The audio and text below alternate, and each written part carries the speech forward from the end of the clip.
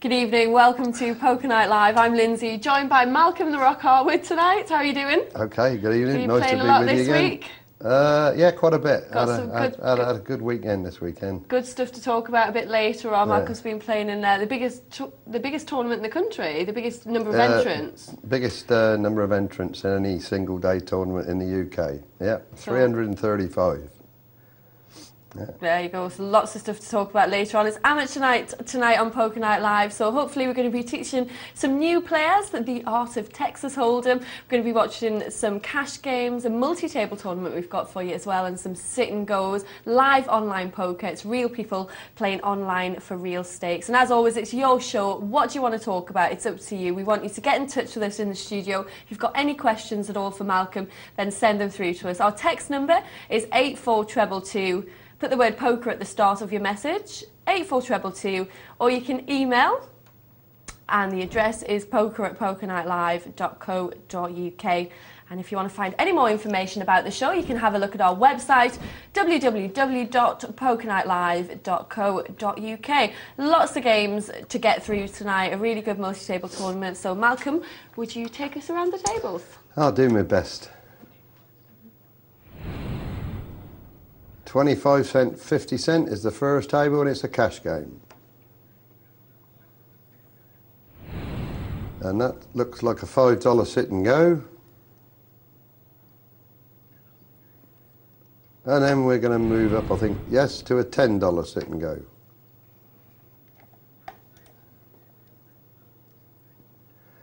And the last table will be a multi-table, which is the $10 one, with a 102 entries, $1,020 prize pool. Yeah, we're going to be dipping in and out of that throughout the night and showing you the final table a little bit later on as well. We also want to know what your poker pet hates are. What really annoys you about playing poker, whether it be when you're in a card room or when you're playing online, or just something that really winds you up that you've seen when you've been playing. You were just telling me about one before, Malcolm, weren't you? Yeah, before the flop's completed, somebody gets out of the chair and starts to walk away. They think they're beaten and they just walk away. Sometimes they've got the best hand anyway.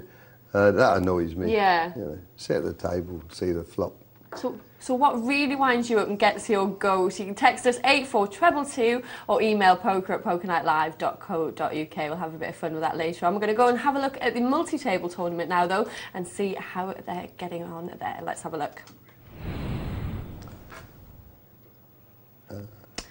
So we've got 102 runners, 153,000 chips in play at the moment, and $10 buy-in. And it's a 12-minute clock, so the blinds are going to be going up every 12 minutes. And there's 10 places paid. And we've got a friend of mine on there, look. I can't quite see what the first part is, but it's something rocks. Hot rocks. Hot rocks. I can't remember the last time I had hot rocks. And we've got Harwood balls. Yeah, Hoik he likes to be called. Oh, Hoik balls. Hoik, he's a regular one of our emailer, regulars, yeah. So this is just one of many tables, and of course as we lose players, these tables will be broken down and merged together, so we get to our final table. And playing for a lot of money. First prize is $306. So a lot to play for here for a $10 buy. And there's 10 places. 10th place is $15.30, but still a profit. And all the experience you gain, see. How much did you say it was, 10th?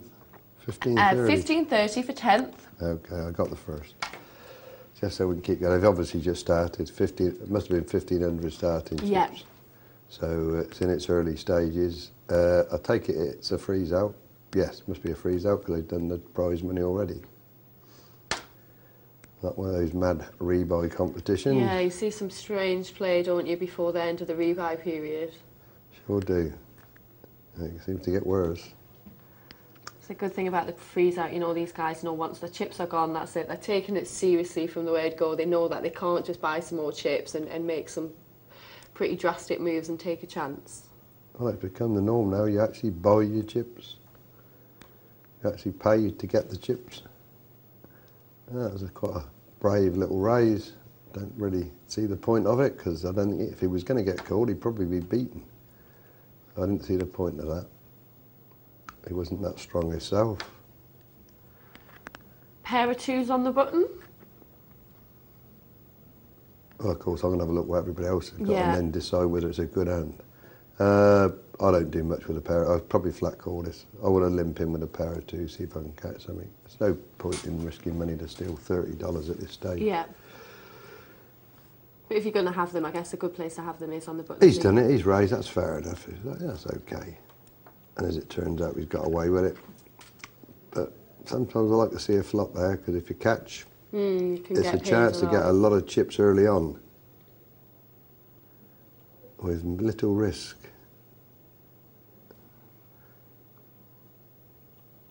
Ace King, the only big hand. That's a definite raise. It's nice to get a few, it's okay if you get a few 30 chips and that, a few blinds just to get you over the 1500. Yeah. Gives you a little bit of a comfort zone. Pays for a few more blinds. That's right, gives you that little bit longer to wait for a decent hand. All rubbish this time.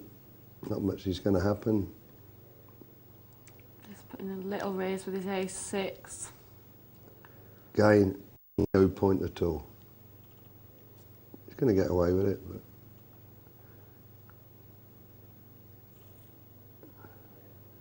they're all playing pretty tough anyway. Well, having said that, they haven't had much to respond with. But I throw the ace six away. No point in getting involved in that. Seems to be playing quite quickly on this table. A lot of people are ticking the fold button straight away without waiting for They're that. probably playing about 6 tables at once. Yeah. Cowboy Jim. God knows what he's... That's it, that's the end of that one. Oh, he was in the blind. Yes, I don't think much is going to happen here for a little bit.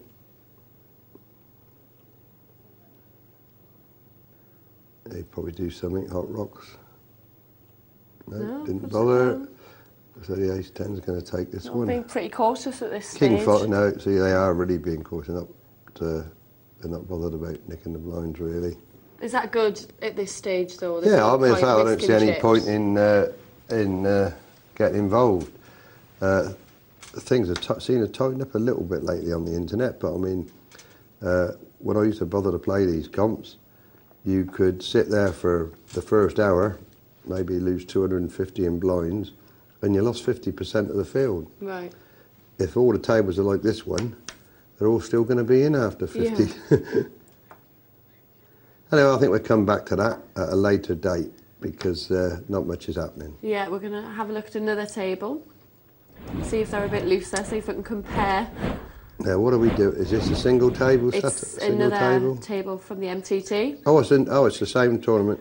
Same tourney, just another table, yeah. And there doesn't look like... Oh, there's a little bit happened there, because Paul 8-ball has doubled leader, up. Yeah. And he's taken out the poor guy between Dean P27.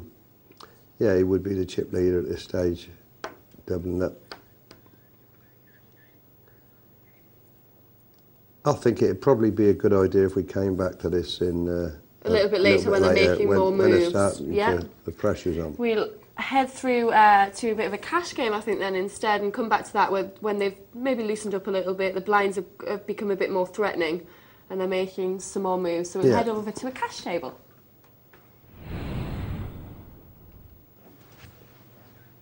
It's 25.50 cent.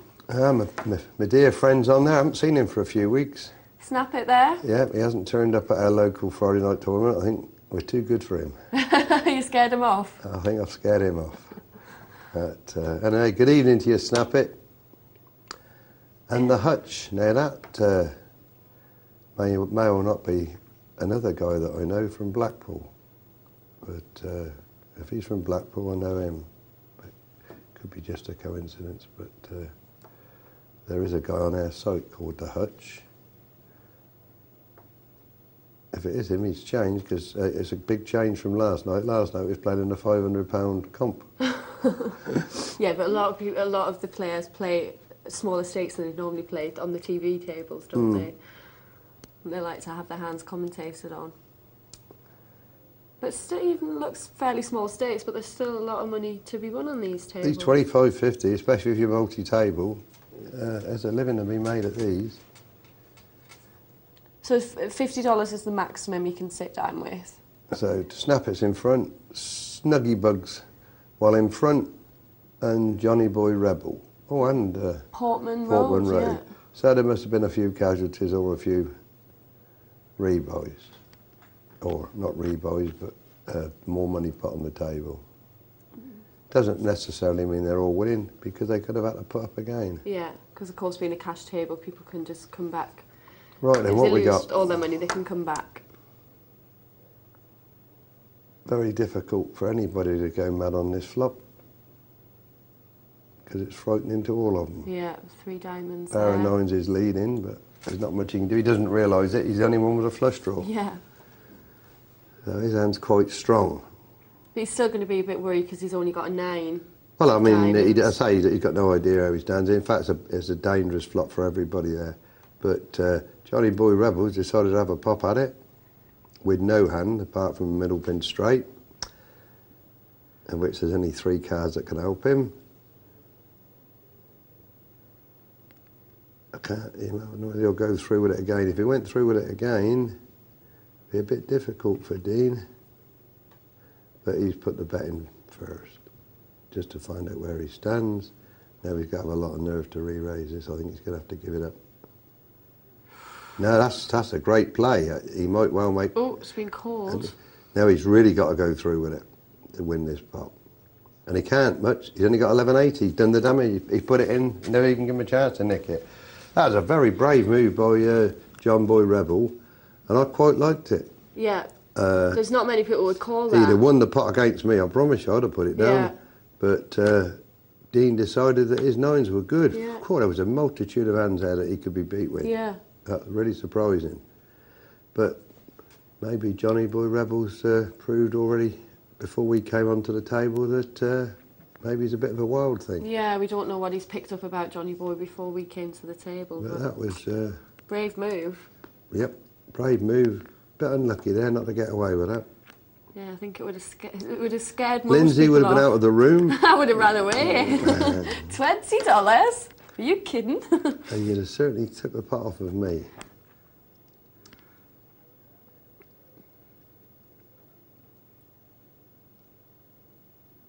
Don't forget, we want your questions as little well. 50-cent bet here. This is a real tester. Don't think the Hutch will bother with this. There's not much in the pot. I wouldn't even just let him have it. I'm just surprised he's taking so long. Because he's going to pass. There's very little point in being brave to win 225. So what we got? Ace Jack on the button. Going to be in prime position. But 10 King will beat him to it. Just flat calls. Yeah, just flat call. I'd put a raise in now. I'll make it at least 2. Correct. He's going to pass. Snap it, love. None of it. And the 10 King will call. And of course the 10 King hits. Trap jacks.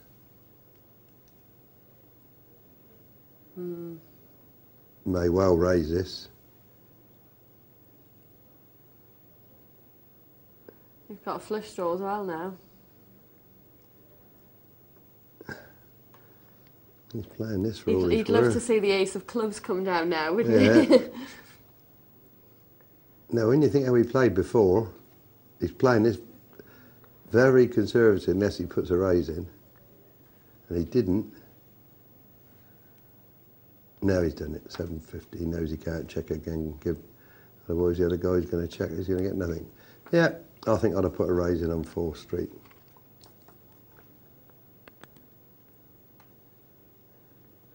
What we got? Nothing. Absolutely Not a nothing. lot. It'll be all fold round to the ace. The Snap It has told us he doesn't bother to chase his small blind. He's listened to the advice on here. Yeah.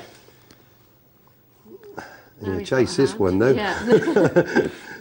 Yeah, lovely position. Queen's on the button, got position, and the twos have decided to. And he's probably got the right guy here. He might be a little bit on tilt. Snap it and he flat called that. As it happened, he's done possibly the right thing. He waited to see if there was an ace or a king. And now he's going to keep out of this pot, I think. No. He's decided because they checked that there's no ace out. Only Snap It's reputation's going to save him here. Look at this, aces and tens. He's sucked him in a tree. Better get away Don't from like it that now. forward bet. Don't like it. Too small. No, I'd either check again or I'll put a bigger bet in. I don't think Snap It's going to re-raise this. I'm not even sure that Snap It would have bet anyway. I think he'd have got a free card, but yeah, that's what happened. The $4. Snap It knows when he got called for $5.50 that he's facing an ace. So a bit unlucky there, Snap It. Good hand. But didn't work out. Once again, nothing. Nothing. If you've got a question for Malcolm, though, do send them through to us. We'll get your emails and texts a little bit later. So we do love to hear from you. If you've got a question, you can text 84222, put the word poker at the start of the message, 84222, or email poker@pokernightlive.co.uk. Any questions or comments? And we want to know what your poker pet hates are as well. Malcolm was saying before, it's when people walk away from the table. No, start putting their coat on. Yeah. When they're all in. Yeah. And when they've obviously put their money in, so they obviously feel they had a chance to win the pot, and they make out, and then they have to come back because they won the hand. Yeah. I just don't know why people don't just sit down, see the flop, and then say thank you very much and get up. Yeah. So I don't like that.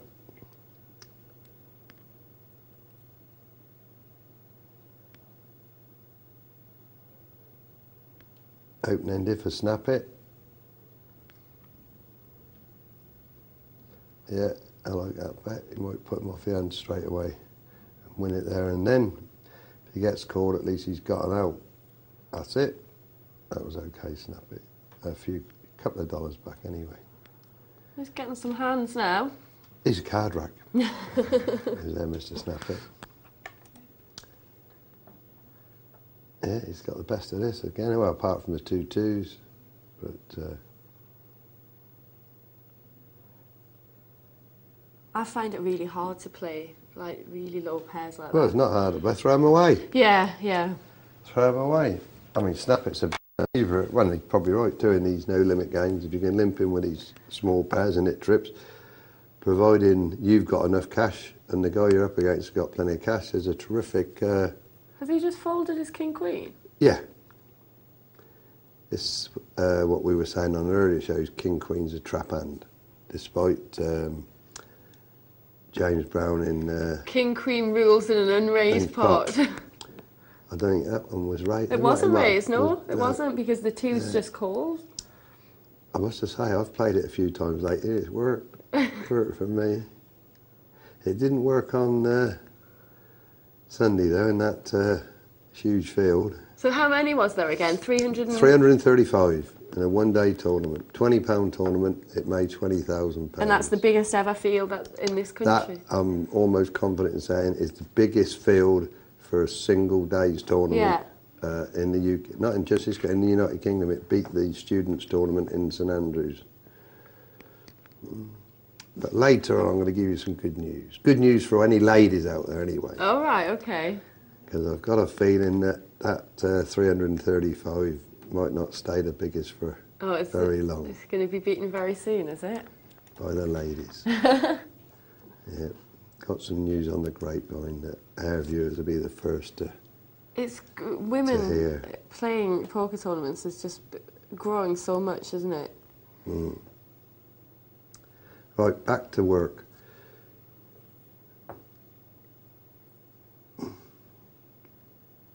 Oh, John Boy Rebels got the aces now. So maybe make back some of that money. And that I'd he like lost to before. see him get a little bit back. Yeah. But unfortunately, he's not going to get a penny. It's a horrible waste of aces when you're struggling. Yeah. there's not much coming out actually. The 2-10s is going to take us, but there's not going to be. You could say they're a tight lot of players, but there's really not much to clash with at the moment. And this is what this game's all about. You've got to sit there, be patient, and you grind it out. You're not going to get rich and famous quickly at this game, but you learn your trade. That's the main difference with the cash games, isn't it? It's not all about making moves and picking your moment. You've got to just, like you say, grind Often it out. You've got to grind it out. Have the patience to be able to wait for the right moment. Yeah. And sometimes you're in a game and there are a couple of fish on there with decent stacks, and it's just a question of time before they unload them, and you just hope that you're sat there when the time comes with a hand against them. I can't honestly say that I've seen anybody, apart from that Dean P27, which I thought was a pretty good call when he called John Boy Rebel. Yeah.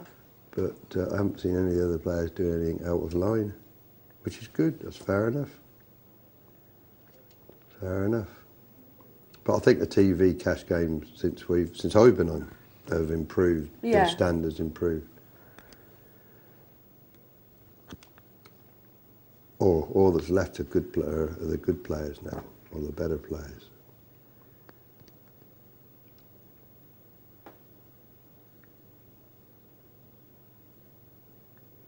He does make a few moves, this John Boy Rebel. Yeah. Look, he just, I don't know why, but he decides in early position he's going to raise to $1.50. He's going to be out of position. I just can't understand that. No point. Can't quite see what he's trying to do there. He's completely dominated in this hand. Yeah. I just don't see what he was doing there. Yeah. Oh no, he's got a proper hand. Stack, yeah. On the big blind. And this could be expensive for him. Because he's running into ace queen. There's some hands this time actually. Pair of sixes, pair of threes, ace queen, ace jack. Jack seven of diamonds. They might all come for the value because nobody's put. Oh, there's the raise. That'll probably get rid of Jack seven of diamonds. If he's sensible.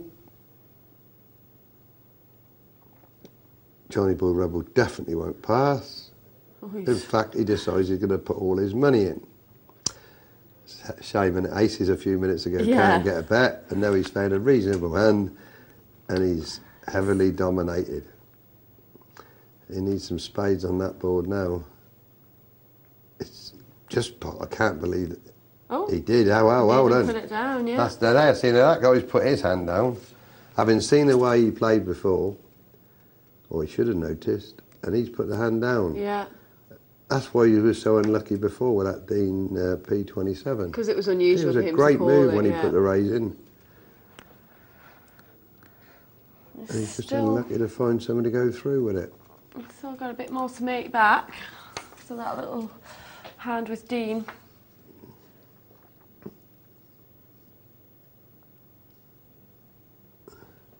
That's going to be a check. Can't see anybody trying to make a move on this pot.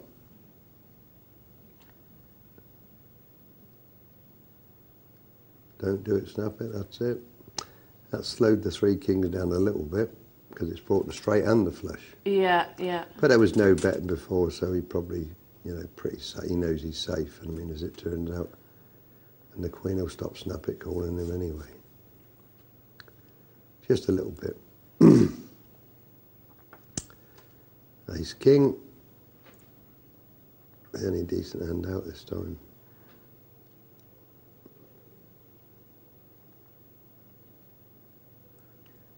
Now, last time he had ace six, he raised, remember? To steal the blind. Yeah. That's okay. This time he's made it $1. Johnny Boy Rebel now determined to play with any two cards. I feel he's a little bit on tilt now. Yeah, I think so. He seems to be on a mission to get rid of the rest of his dollars, doesn't he? Clutch at straws. You can, if you're on the chase a bit, you can. He is definitely making a move on every pot. As it turns out, he might get away with this. Poker 4 tough is short of chips. Yeah, he's short of chips. Decided to stick them all in.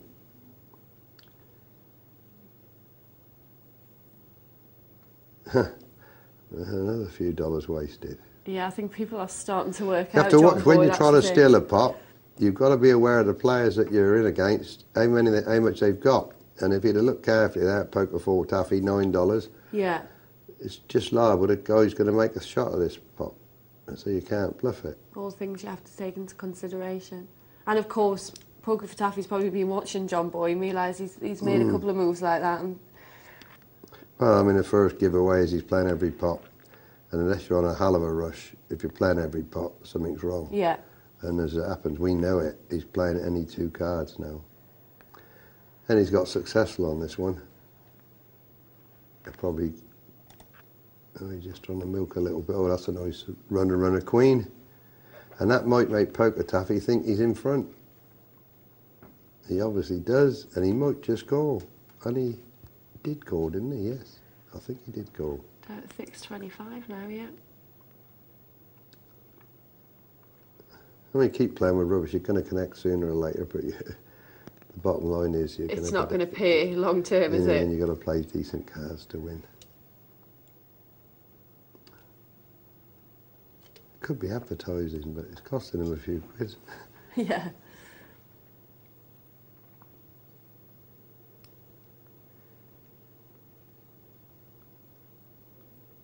Yeah, nice bet.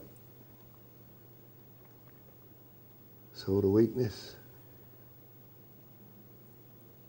So is the best thing to do to probably play more of these, a couple of tables at once, so you're not getting bored and you're not losing your patience, and you're not just going in playing.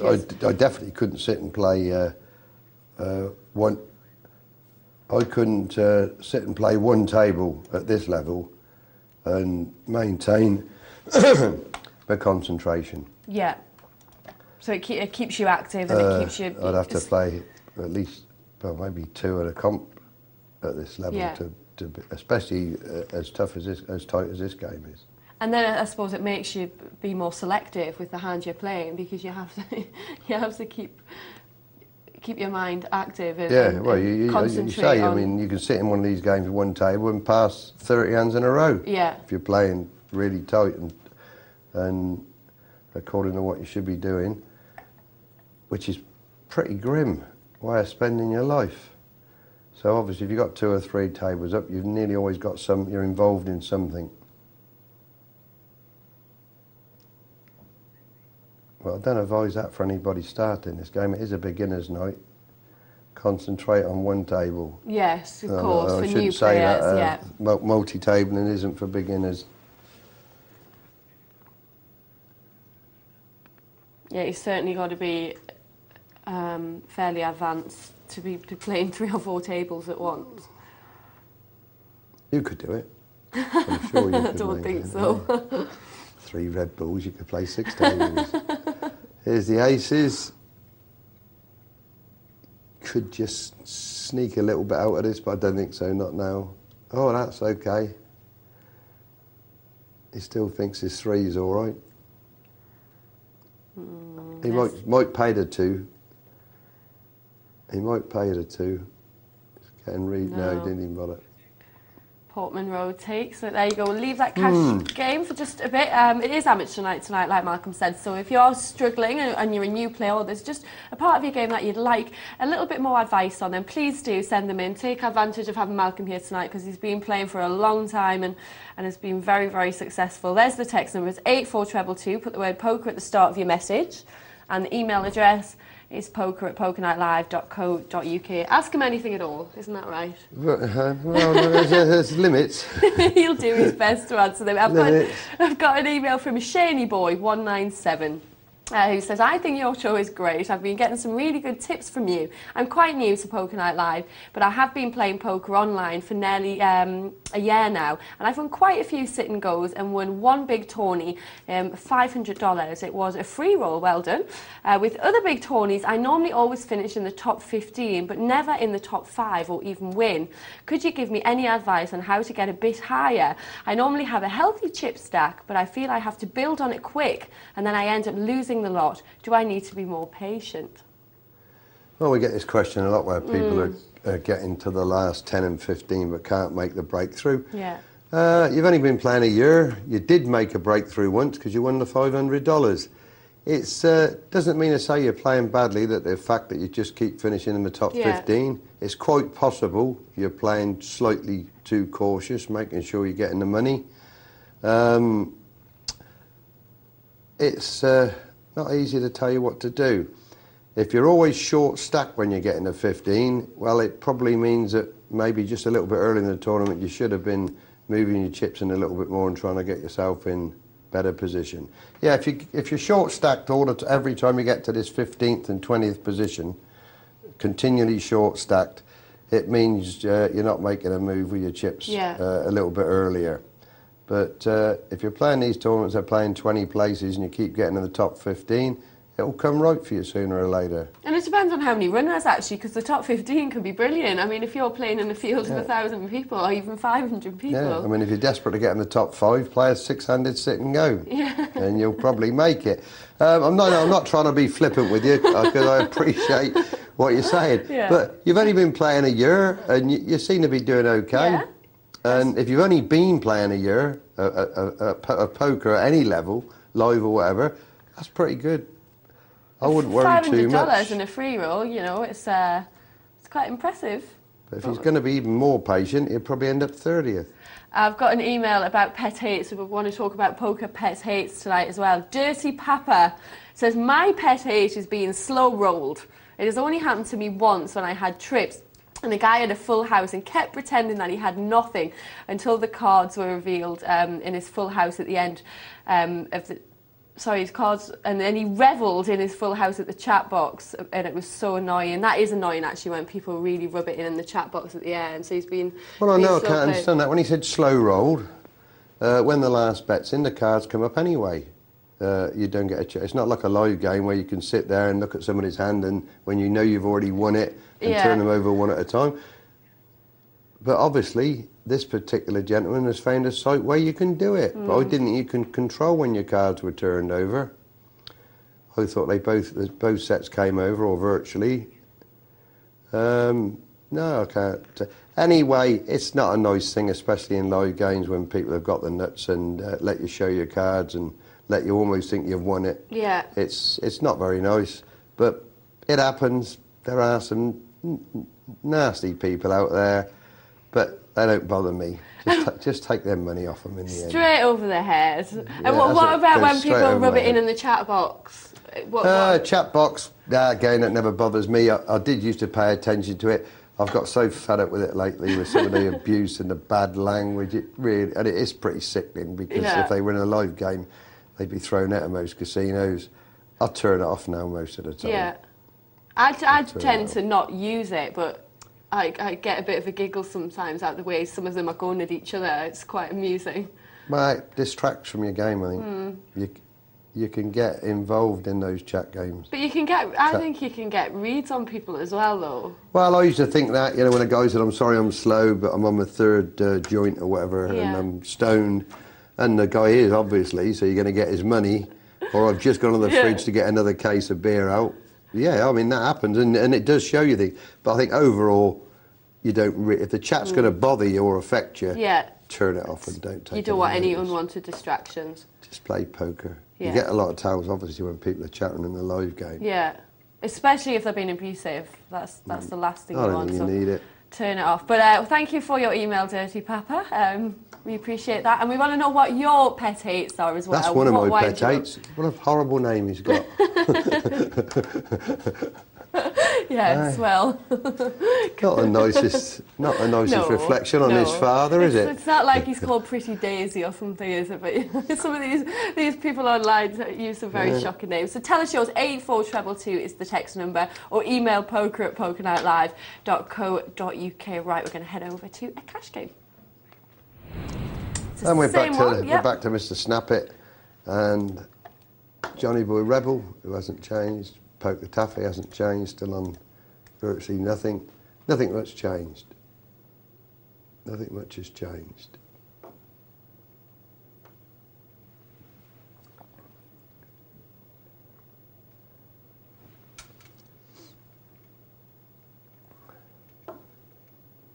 See, there's a nice name for you, a nice cuddly one. Which one's that? Snuggy Bug. I'll trust you. And you'll probably pass a winning hand against him because you like the name. I think, oh, bless him.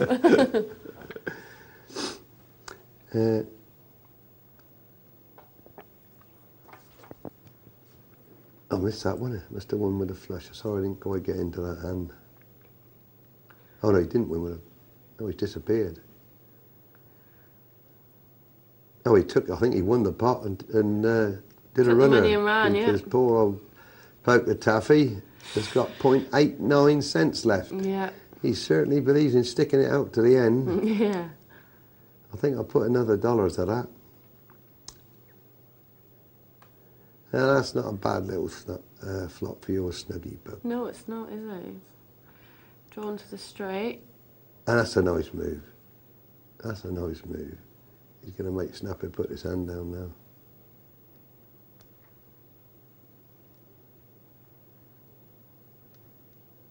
Snapper sense a bit of weakness, try to take the pot.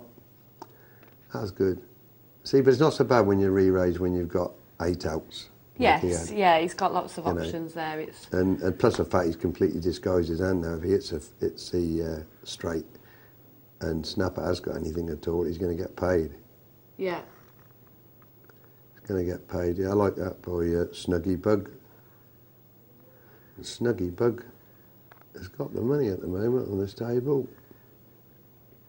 Yeah, he certainly has. Well, Poker 4 Taffy. His evening of televised fame. He's hit his queen, but look possibly, at Dean. In fact, most certainly coming to an end. Yeah. But if you don't pull up any more money, nice of you to join us. And he's decided that game's too good for him, mate. It might be a wise move. Yeah, he hit his queen, but Dean had his trip tens. This is not a game I would be queuing up to join. Horne Harron's joined the table there. You know him? I've seen him quite a lot playing.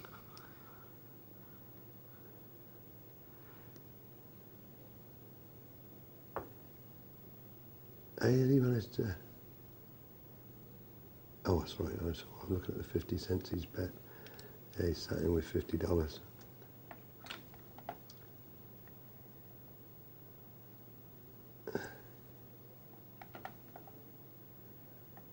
You're winning that snap it, but you certainly don't know it. Unless this is checked all the way down. The $2 won't go to you. First one who bets this pot will win it. And now the 10s have taken the worst hands in front now. This checks it. Yeah, this will be a check all the way down. Nobody's going to try and steal $2, I shouldn't think. No. Well, you keep stealing $2 every round. Yeah, I suppose it all adds up. Counting your blinds, $1.25 profit, 30 hands an hour, $35, £20 an hour, tax-free. I know that's small money to you, but to a lot of people that's good wages. That's small money to me. Probably bought a Newcastle football team with that. Oh, don't start getting personal against the Geordies now.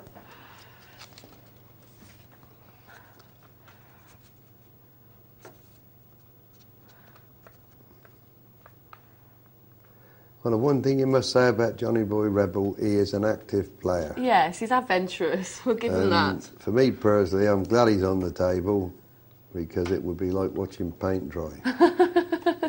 Otherwise... Yeah, he's a colourful player. Yep.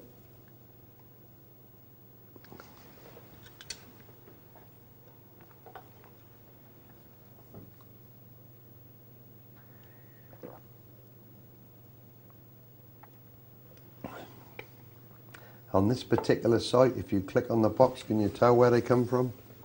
I'm not sure, actually. I'm not sure. A lot of them you can.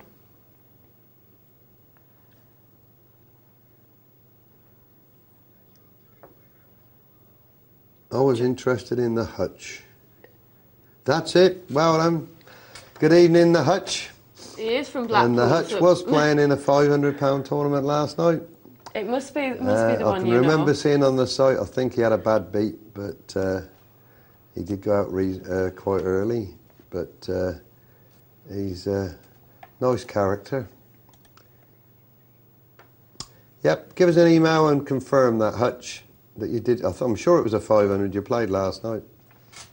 Yeah, get in touch with us. So you're obviously poker@live.co.uk. taking a night off tonight and letting us have the enjoyment of your company. But the hutch can play all right. And John Boy Rebels from Bath, apparently. Or Bath, depending on it's how Bath. posh you are. Hey, Where I come from, we say Bath. well, Johnny Boy Rebel is a name. He probably lives in the suburbs. Nice area to live, actually. Right, we'll go back to the game. Ace 3. Yeah. The hutch is starting to run over the game a little bit. Taking every opportunity to take the blinds. And Johnny Boy Rebel, he any 2 cards with him, look, and he wants to get involved. Mind you, I prefer that to Queen 7. And I think the hutch has now got his number and realises that this Johnny Boy Rebel will play with anything. And that's terrible flop for both of them. So who's got the bottle? Or obviously it favours the hutch because he's got position. Hey, give that Johnny Boy Rebel. He doesn't like giving up pots. Well done. Well done. He's made some of that money back, though. He was down to about $19, wasn't he, at one point? Well, we had a break. He's probably put another 200 on since. No, I hope he has made it back. Yeah. Because he's given us some action. And he certainly tries to win these pots. It's a nice flop for Boda's fish.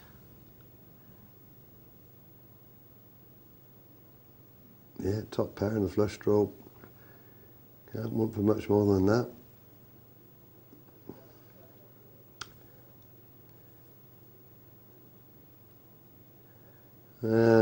He tried. He hoped somebody was going to bet. Well, I think he'll have to put some sort of bet in this time. We know that if he does, it'll probably be the end of the pot. But you can't just keep giving free cards. Name exists. Yeah, because he didn't bet on the flop. Name exists, thinks maybe that his foes has got a shot.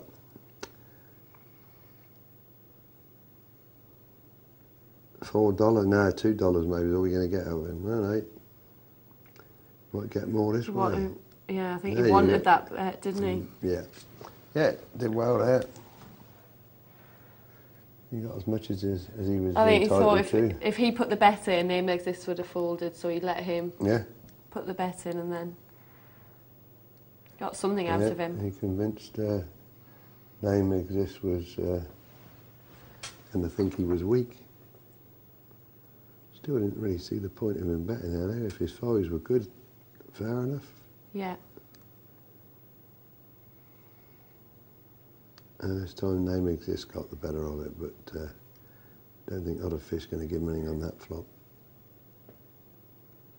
No.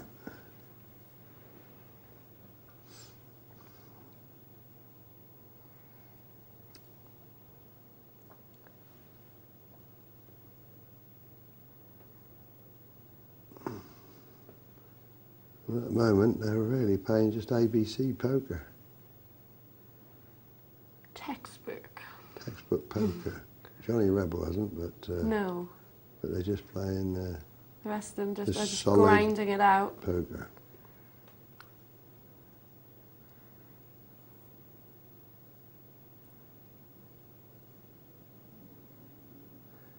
Snuggy Pug's certainly getting his share of cards. Yep, right thing. I don't like Ace Queen at the best of times, but as it turns out, this is okay for him.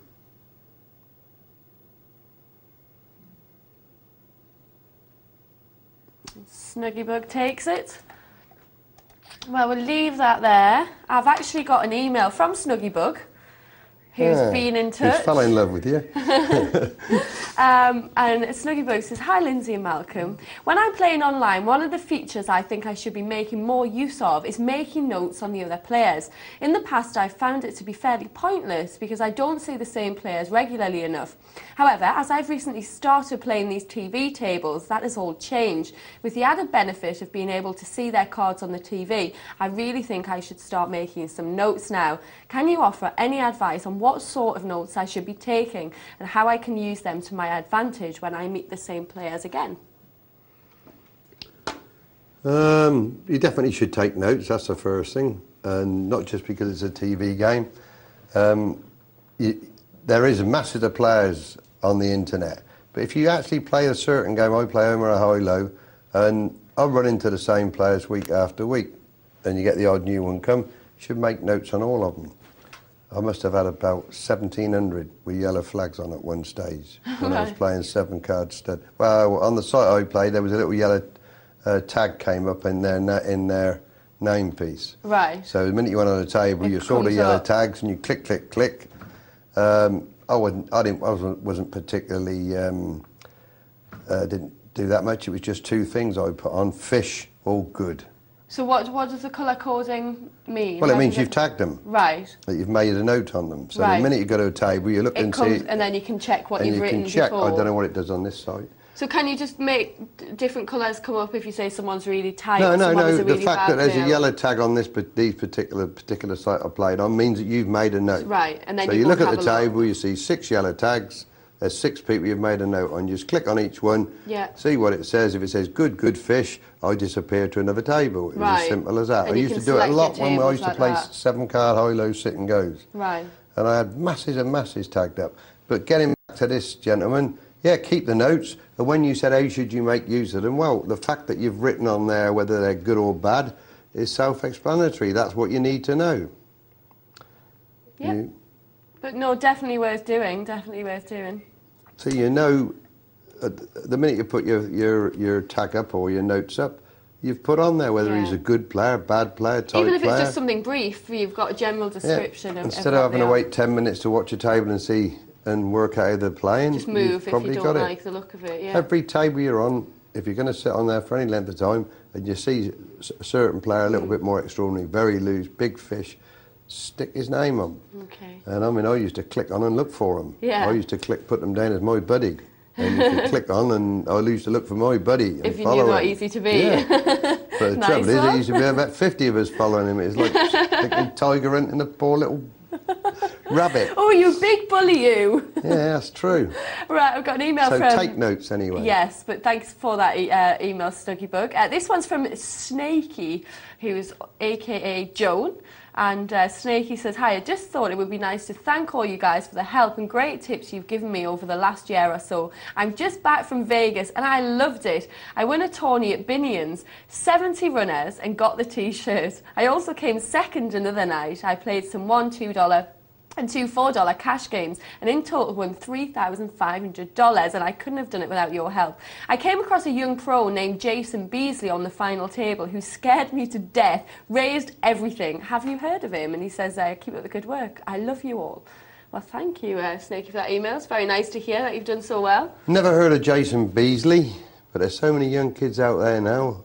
I lost track of them. But that's a great result, 3,500. Yeah.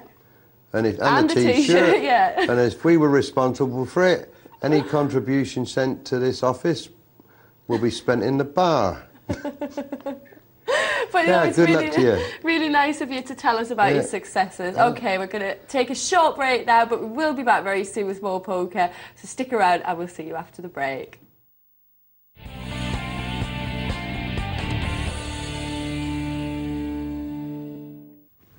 Welcome back to Poker Night Live. I'm Lyndsay, joined by Malcolm the Rock Harwood tonight. I'm playing in the Beat the Presenter tournament, which we'll be showing you back at midnight tonight. So I'm going to be playing in a tournament, and I'm going to leave you in the capable hands of Malcolm, who will be watching some more poker with you as I play. What you got, Malcolm? $20 sit and go coming up. You're playing a $5, and I'm going to watch a $20. I'm going to be lost without my young friend now. We'll see what happens. No. Oh. Yeah, I'm playing in a $5 table. Actually, a longer one than we normally play. We start with 2,000 chips in this one, so hopefully it's not going to be as crazy as some of the other ones we play on here where they go so quickly. So it should be all right.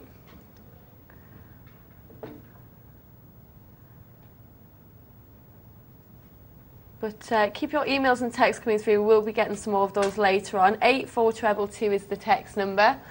Put the word poker at the start of your message and email poker@pokernightlive.co.uk. We want to know what your poker pet hates are tonight. Whether it be something that annoys you when you're playing online, something that annoys you when you're playing in a live game. Whatever it is, send them through to us. Thank you very much, Lyndsay. I had a technical problem there. Fell off my chair. Back with us. I fell off my chair. I told you to stop drinking those energy drinks. They were good for you. Yeah, well, you're my age, I promise you. Right, let's go. Red Bull and Viagra, what a mixture. So I'm going to concentrate on this $20 sit and go if I can. 1,000 chips, so it's a real fast one. And I must admit, I can't really say that I know any of those players. I don't think I've watched them before. Maybe PK42. So they're all new to me.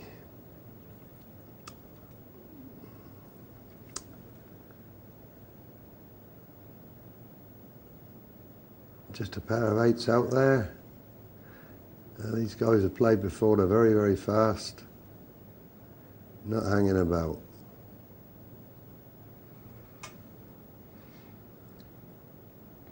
Having said that, PK42 decides he's going to think a long time with Queen 5 at almonds. God knows why. I should imagine her hands all over. Jack Nuts just threw away $20 there. 20 chips. Yeah, the whole field behind him, very unlikely he was going to get a free look. No point in playing that at all. Pair of fives. Flat calls, that's good. After that Viagra comment you just made, the people in my chat box are wondering now why they call you The Rock. I'm going to show you something to do with that. Oh, very good. Yeah, I've always said they're very witty, some of these guys on there. Make me giggle. Yeah, the last time I played on one of those, it was the most fun I ever had, and it wasn't a game, it was just a chat. Some of them were so good. It'll certainly keep you entertained. Mm.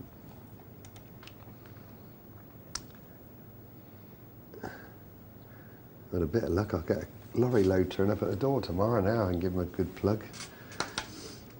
Oh, here we go. No, not much to report here, I'm afraid.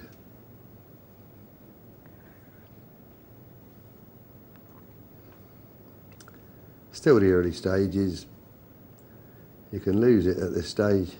You certainly can't win it. Eagles decided he would try and steal the blinds, and he might well do it if he puts a bet in because he's got position.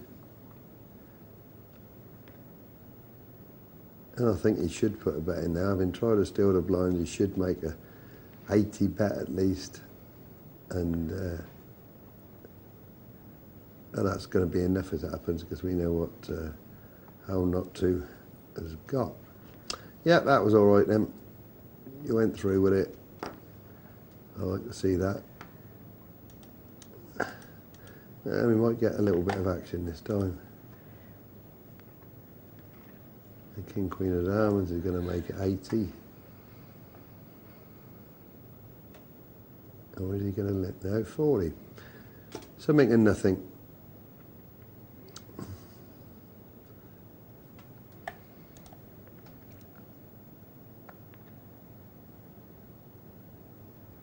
And another, you'd almost think this was limit poker. See no point at all in these silly little raises. The 60 might get rid of the King 3 because he's now going to be worried about a re-raise from the King Queen. That was a real dangerous bet, that call, that King 3. He's got away with it and at least seen the flop. But the odds were he could get re-raise again and he wasted 60. Strange play so far this hand. That's a good flop for a pair of nines, and I just cannot believe that Jack Nuts is going to end up losing a lot of chips in this pot, unless he gets extremely lucky. All he's got in his favour is position.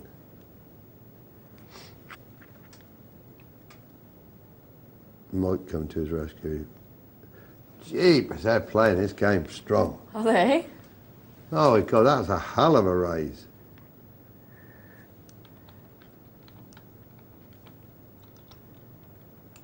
He's either sidekick or it. That was a fantastic raise, that was.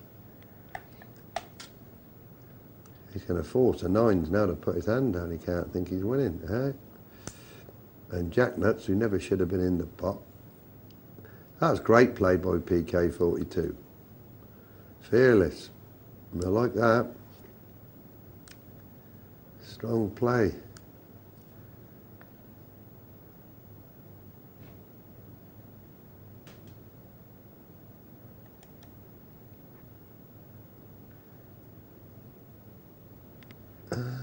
This is fantastic. Deuce 10 wants to raise because they're suited, the magical suited cards. Well, they're certainly having a go here, all right. Pair of eights is, oh, a flush draw, 2 flush draws. Wow, you're going to get yourself in a lot of trouble here. He goes through calling with his 10 deuce if it comes. Middle pin straight draw and a flush draw against bottom pair. Nothing happened. Jack Nuts is still convinced his pair of eights are winning. He's right, of course.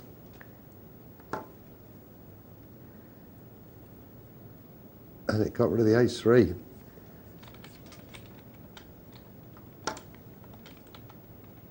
Eight, 9, 10, Jack, Queen. He's hit his 10, which was about the only card he could hit apart from a spade, and Jack Nuts won it.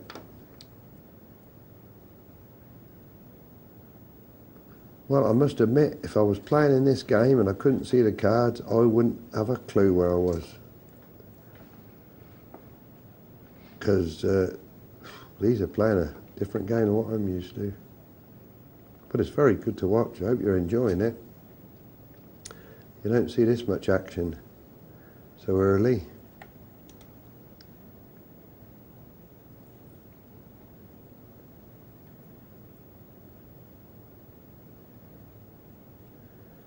I'm still trying to figure out who I think is the best player at the moment, or who I think would win it.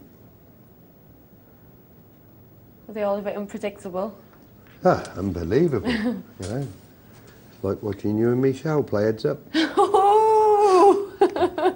No rhyme or reason. She'll have you for that. I know, she loves it. I am a bit nifty at heads up, I'll have you know. It's my speciality. Well, I've heard if I get to that point. I've heard the Newcastle ladies are pretty good at most things. So. I think you've heard right. It's just the men aren't any good at football. Right, back to serious things. Ace King, PK's off to a shot here. Bet small, he might get some action. And bet 16 you get some action, but you can't really because they're the clubs.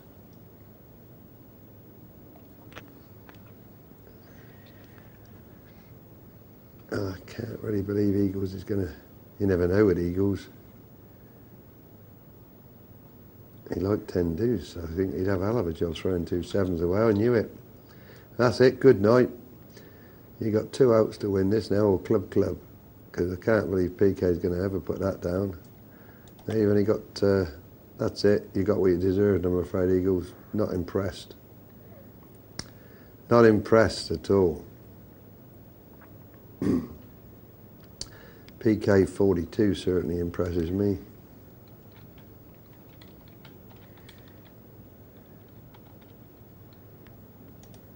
Well, it might slow down just a little bit now we've got rid of one kamikaze pilot. And we've got the 2 players that really haven't played a hand. You're in so much trouble with this King Jack. Keep telling people to keep away from this King Jack, especially when you volunteered to play that hand. Nothing but trouble. I remember that.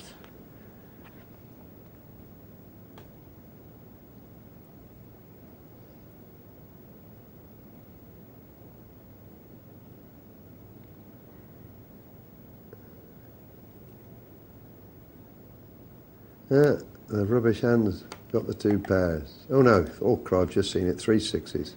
Jeepers. Don't get carried away with this Portman Road.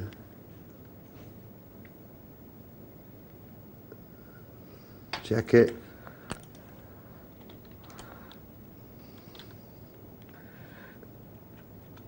I'll risk the flush here. But Portman Road realised that his deuce was not good enough.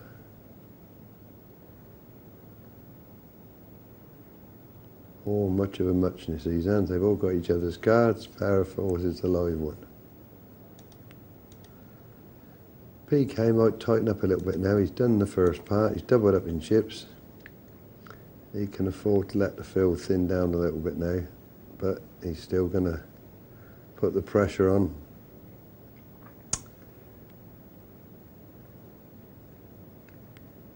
I think this is a bit too much for Portman Road. Yep. Yeah, nothing wrong with that, PK. I'm not sure that I would have pushed it that much, but you've done the right thing. At least you made a decent raise.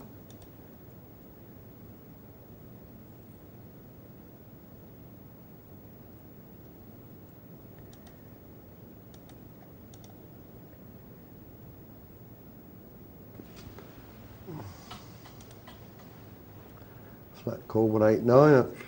If you're pretty sure you can see a flop for free, that's okay, but you did have a lot of players to get by. Well, you got what you wanted, a flop. And you're in front.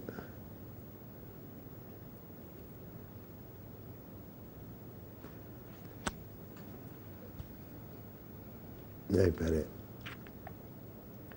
That's it. I like that. Good, snaky.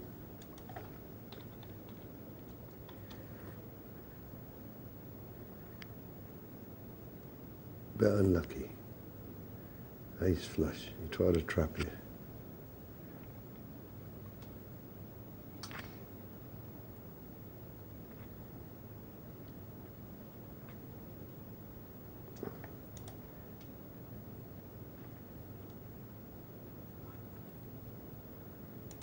King 10's flop top pair. That's the end of that.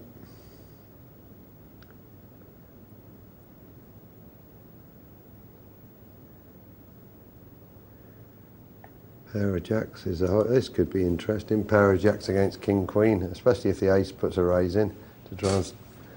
No, he won't make a button. He made it 80 in first position. The King Queen. Didn't realise it was first position. I don't like that move either.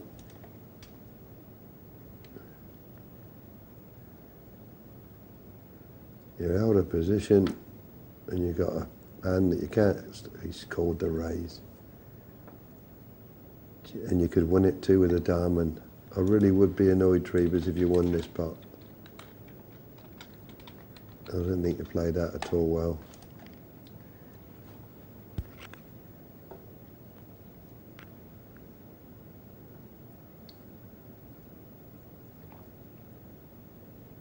And now he's moved all in. Well, he's not going to pass for that little bit. If you get away with this, Treebus, you're so lucky. No, you didn't. And I'm glad you were beat there, because PK 42, different class.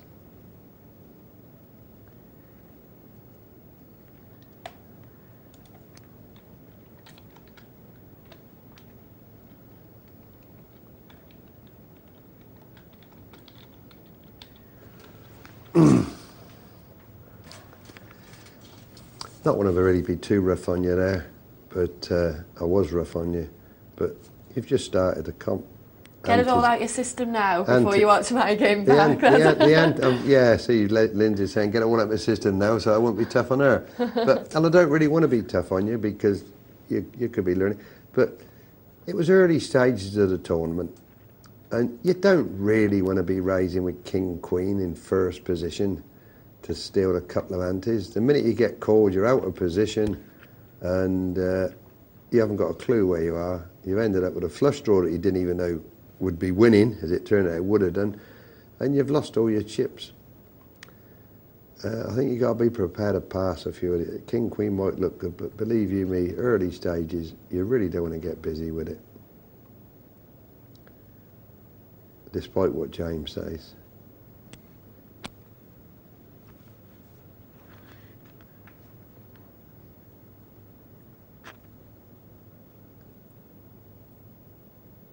There's another one who looks to raise with King Queen, but the fact that he raised with it, he could take this part of your bets now. Get out of position. He's going to get away with it. I'm sure he'll get away with it, but he probably realises 4, 5, 6 hasn't hit anybody, and he's right. And that's a great raise by Jack Nuts. Now what you're going to do, King Queen, with only 430 chips. If you move all in, he's going to score you.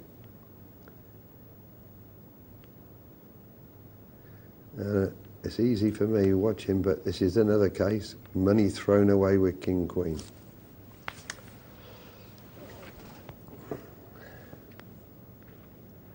And now you got a real and 2 10s.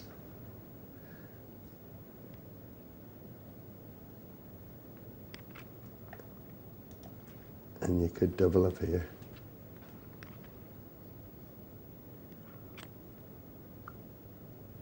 Don't know what Portman Road's thinking about.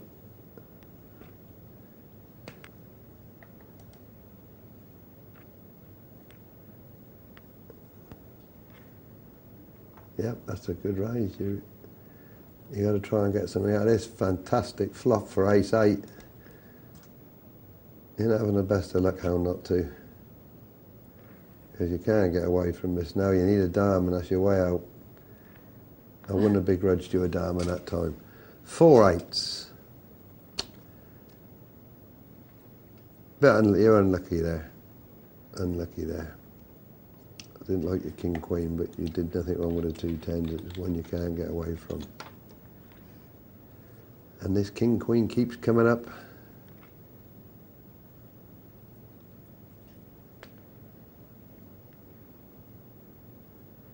This is whoever can bet this one or win this one.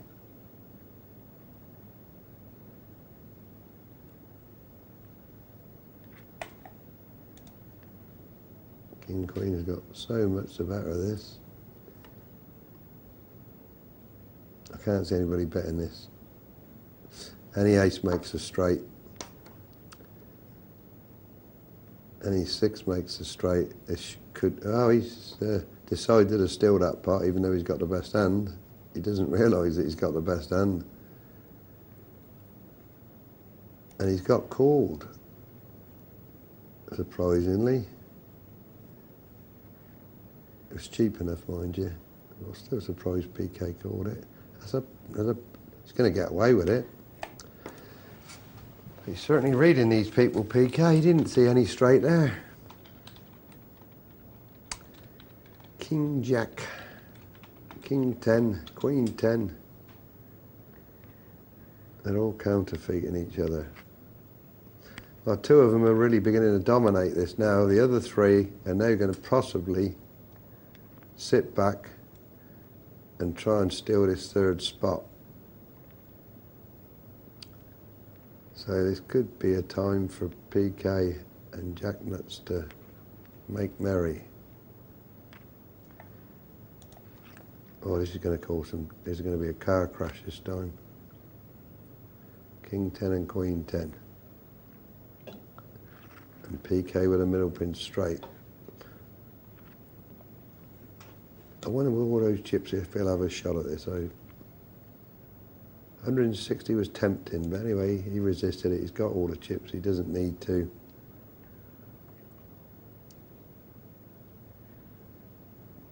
Nice bet. Jack, and that's the beauty of having plenty of chips now.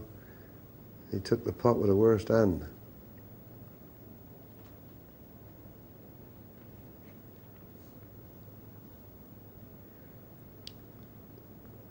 PK now prepare to see the flop with anything.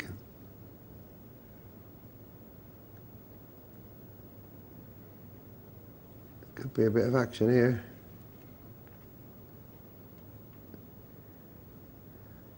He might well come out betting this.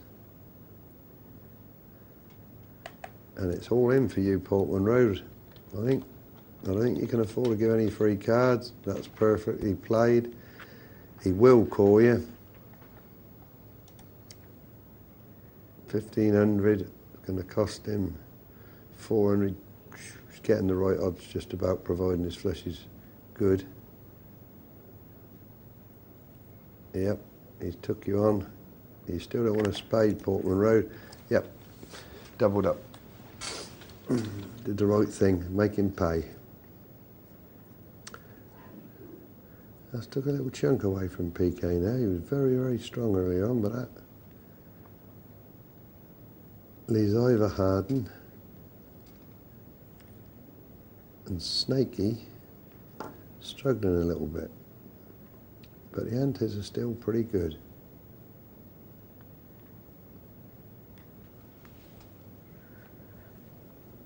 Well, you've got to make a decent raise with this PK. The antes are worth stealing when they're short. They're getting a bit short.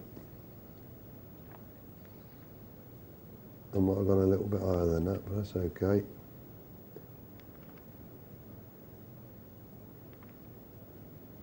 I wonder if this 10 Jack of Diamonds looks so pretty. It did. And he's hit a 10. Things are going a little bit wrong here for PK.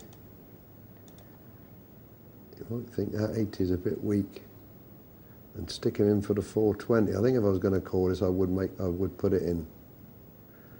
I don't think I'm going to call 80 and then pass the next time. Yep, I'd have done that, PK. He's just got a chance. He could put this down now. It's not an easy call. That's it. Well played, PK.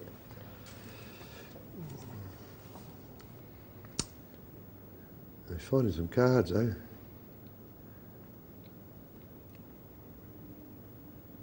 While they're at this level, 40-80, you still haven't got to panic. Ivor Harden's got this round, that's all, and he's got to get his money in. Now that was amazing, that PK put down a pair of nines. That was very conservative. And it turned out it was a great move. Club to save him, didn't come. Jack nuts now. And PK very much in control. Oh, hell of a pass, PK. Power nines. Nothing wrong with it. You obviously decided that there was too many people behind, you weren't going to get involved. Yep, I do like the way you're playing. You're doing everything right at the moment.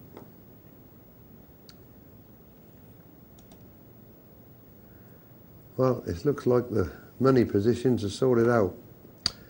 Ivor Harden. And when I say that, I'm talking about the guy on the television screen in front of me. It seems to have made Lyndsay laugh. A long time since I said that and meant it.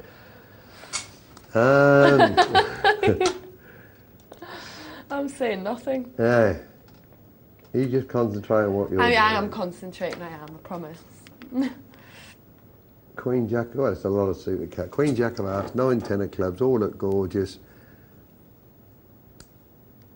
I've got to catch up on this one now. The 10, 9 are winning this pot. They've two of them got the same hand and they're winning it. But that's a horrible flop for everybody. And unbelievably, the worst hand might steal this unless PK decides he's going to get stubborn. He has got a flush draw. And it is cheap. But it's a funny sort of want to get involved. Oh, that's very good. He wants to find out how he stands. That's great again by PK. That put Jacknuts in his place, but I like your effort to steal it. Yep.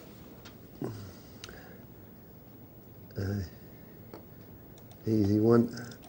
Well, Harden, you really have got to think and do something pretty fast, otherwise you're going to get to this comp very softly.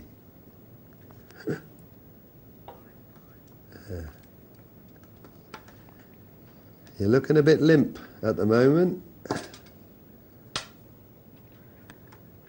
Yeah, no. No, 2 in a night's enough. All right, here we go.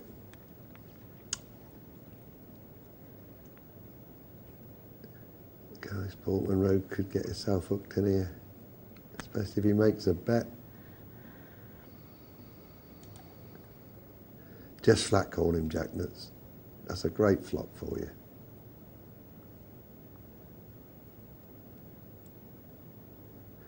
Probably worried about the hearts, but you haven't got to worry about his flush draws all the time.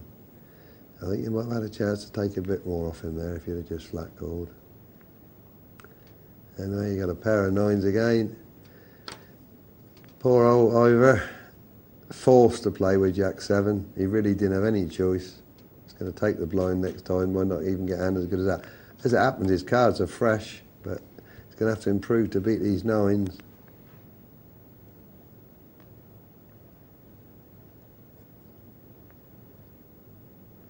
Great flop for the 9s. PK's going to let that go.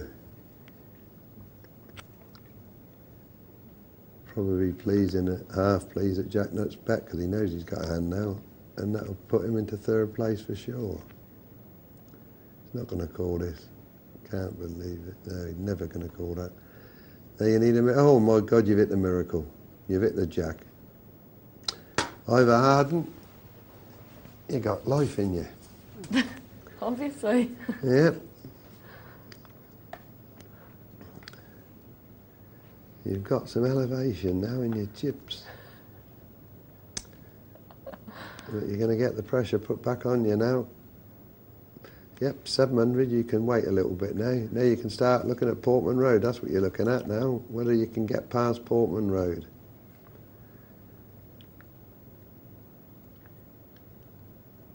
You're definite. Oh, will you stay out of this? I've had him might well pass this and hope that PK takes him on, but now he's gambled. He's realised that he could kill 2 birds with 1 stone here, double up and almost guarantee 3rd place, but it didn't work out that way.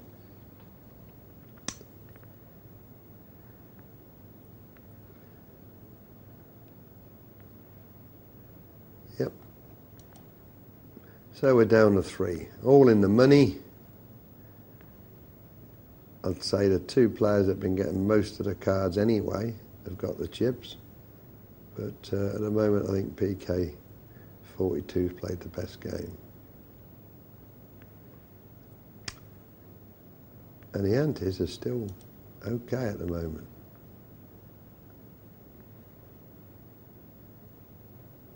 Will he bet this and steal it?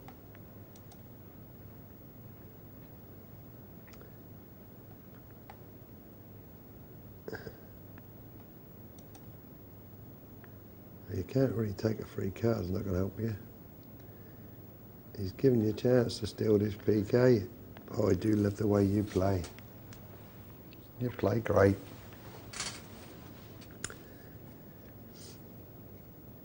You seize every opportunity.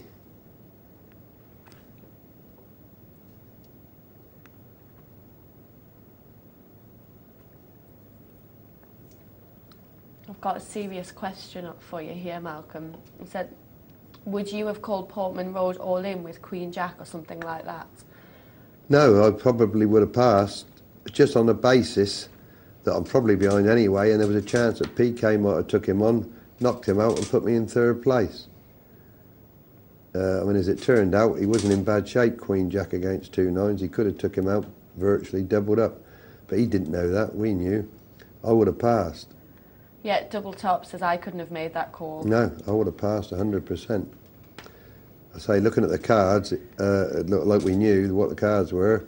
It wasn't such a bad call, but he didn't know that, and I would have definitely took a chance that PK would take him on and take him out for me. He just recovered, come back from the dead, but Double Top's not playing this, but he's quite right. No, he had a shot to get third, and he didn't take full advantage of it. I'm always quite prepared to let somebody else do the dirty work for me, if they will. Let them risk their chips rather than mine. And I've lost the thread a little bit, but Jack Nuts, while I've been chattering, has took a commanding lead. I wouldn't begrudge him the win, but on what I've seen so far, PK deserves it at the moment.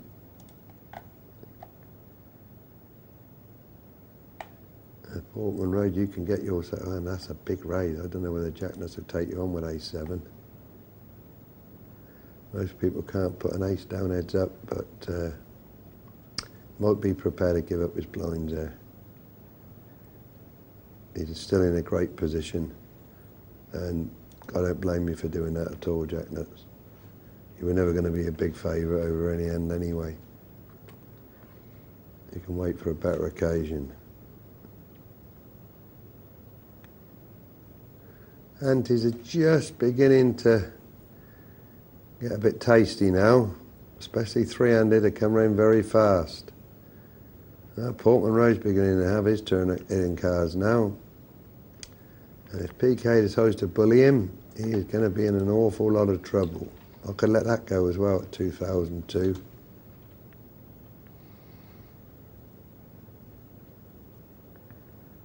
Well done, PK. You're doing everything right at the moment. You didn't fall into that one. Now we might have a bit of a clash. Ace-8 of hearts, definitely going to raise this.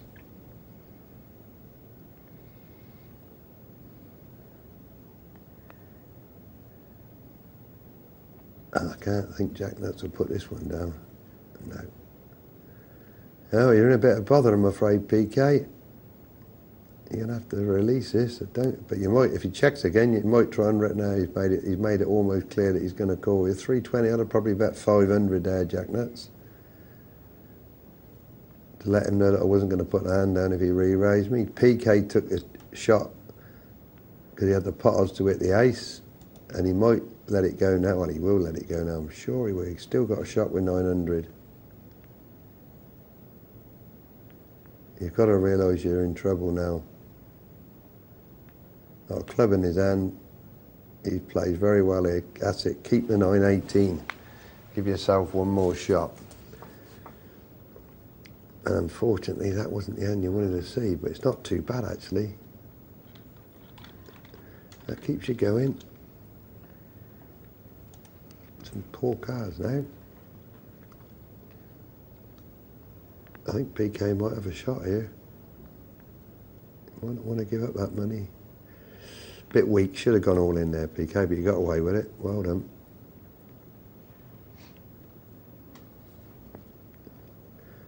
I suppose you could, by raising half your chips, make him think that you wanted a call. So maybe I'm wrong and you were right. But Jack Nuts is going to take some pegging back. This is automatic raise, three-handed. Yep, correct.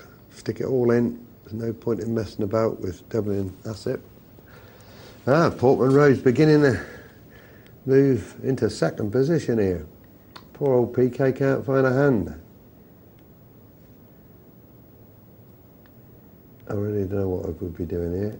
Flat call and hope you get away with it. He's really trying to give himself every chance.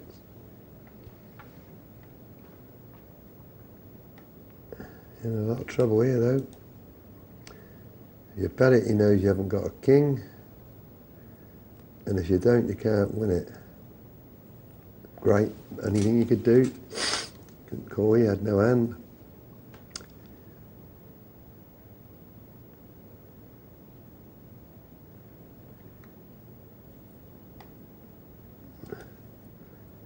They're playing for second place at the moment. Now this is one occasion when King 10, which I don't normally like, becomes quite a reasonable hand now. And I don't see anything wrong in putting your chips in with that.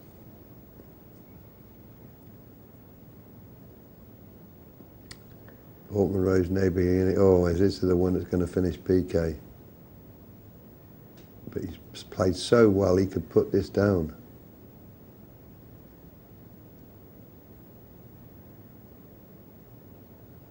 He almost knows he's going to be called. Well, it appears PK is playing fantastic. He's written out, unfortunately, he's found a hand, then he's going to lose. Nothing wrong with that. He's gone all in. He's dominated by one player, and in trouble with. Well, he's in trouble with both players here. This could be.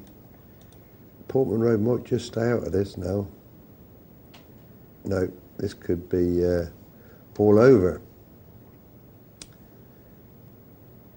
Another heart would be interesting, and they all split the pot, but it didn't, and Jack Nuts takes the two of them out. Well played, Jack Nuts. I think you had the best of the cards, but I'm most impressed with PK. Most impressed. And now we're going to move to a multi-table, which is probably the one we were watching earlier. Oh yes, things have changed dramatically now. Over the 1,500 chips they started with, now we're looking at 10 grands. Oh Adam, Blackpool's top of the tower, or one of the top of the towers, 10 grand. And I'm being informed that there's 20 players left. The top stack is around 20 grand. Well, I can see a small stack of 1450, so I'll take that one. So they're 10 from the money. The guy with 1450 there, he's got an awful lot of work to do. All the rest of them are obviously well in contention. What did we have? We had 100 runners at 1,500 each. 150. You want 15 grand to be average chips for the final. So, 3 tables left. Everybody on this table is in good shape apart from Kulo 1. And I'm going to stick right now, and I'm going to take the Hutch to win this, even with 20 runners.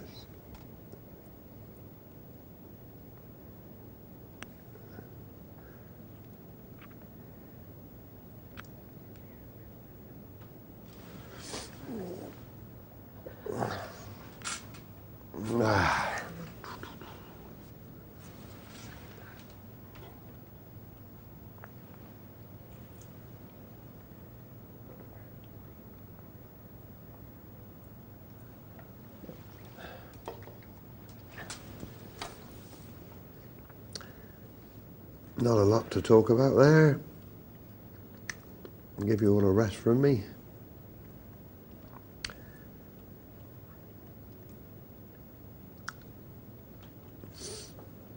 Lyndsay is very, very quiet. She's certainly changed since the first time I saw her play. She seems to be really concentrating. I know, you did tell me. I've got no idea what she's doing. It's quite possible she's knocked out and just letting me slave away on my own. Well, you told me before I started not to give you any clues. No, I didn't want any clue at all. I doing. really didn't.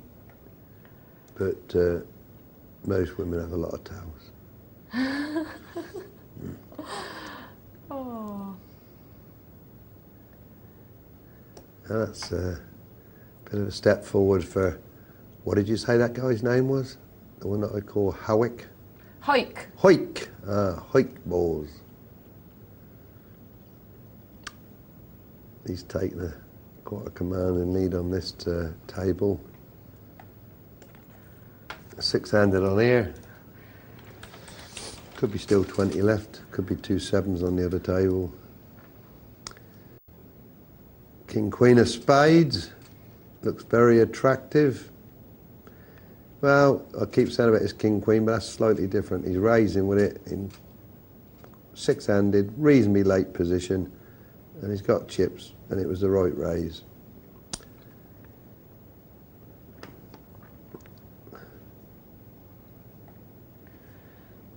Doesn't give you much more an edge of it being suited, and people seem to think because they're suited they're so much better, but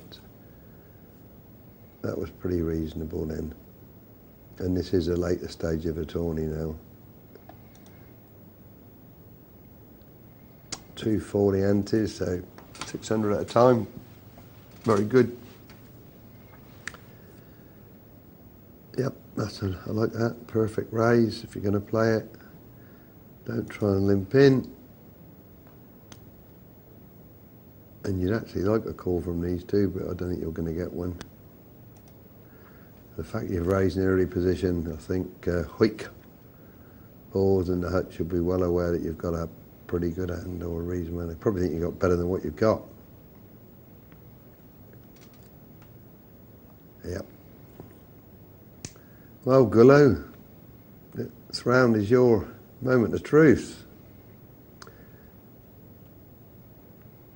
The antes have just gone up again, and you really got to move in with your 10 queen.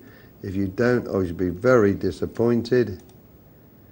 Not the greatest hand in the world, but it might be the best you're going to get. And you've got to move all in with that hand. You're still a long way off the money.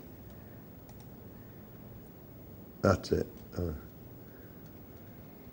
You're only going to get possibly one caller, and he might not even call you. I think I'd definitely take you on there with ace 7 of clubs, but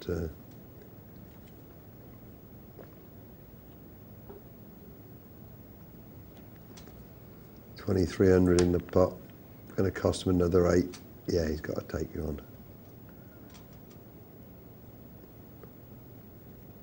I'm surprised he's not. That's it.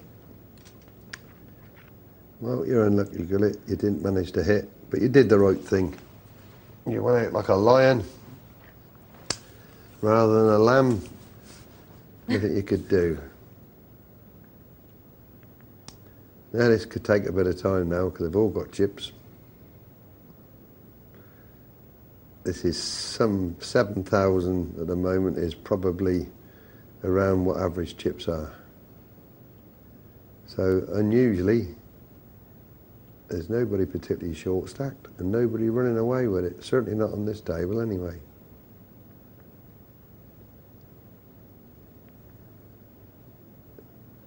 Stantis can't afford to give up too many 1800s. And he's got very, very nice flop. Top pair, open-ended straight. Ace Kings followed through with it. And a nice, really nice double up for Stantis. This can happen, it can change so quickly. A bit unlucky for Monty. He's now gone from comfortable to real problems. And he's stuck with 5-3 offsuit on a small blind. Very difficult to give that up.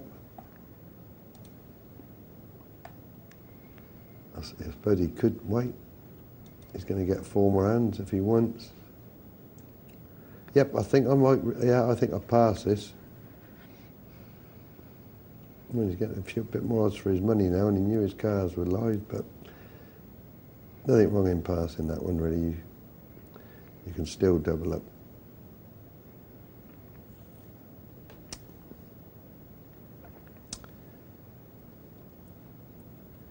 Hope you find a decent hand to put it in with. Oh, you're not getting any much luck.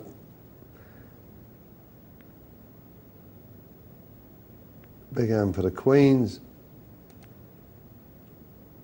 Not going to get anything. You're hoping that.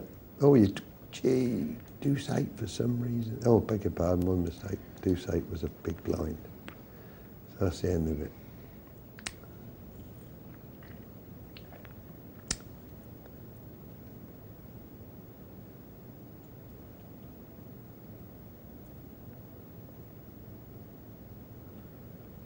Well, you found an ace, Monty, so you're going to at least go in with the best hand. And not very much the best, I'm afraid. But at least one jack's gone. And they've all decided to take a pop at you. You're a bit unlucky there, because sometimes white balls would have passed, and instead of that he's limped in as well because it was so cheap, and he's actually got you beat. And he might, yeah, oh, and in the end you're beaten by the flush. Unlucky, Monty. Well, we must be getting down pretty close now. 5 on this table.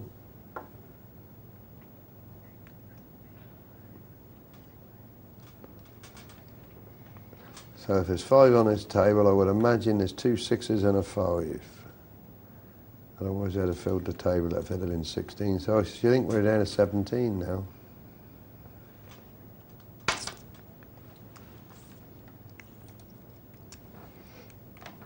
$17 and 7,500 is average chips, which you should always be well aware of. You should always know how many chips the average would be to get to the final, so you've got an idea just how what sort of position you're in as regards a whole tournament.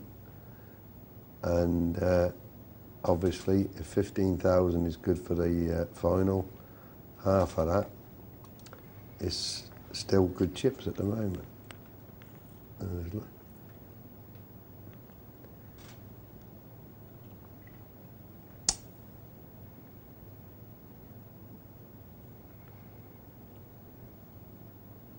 Yep.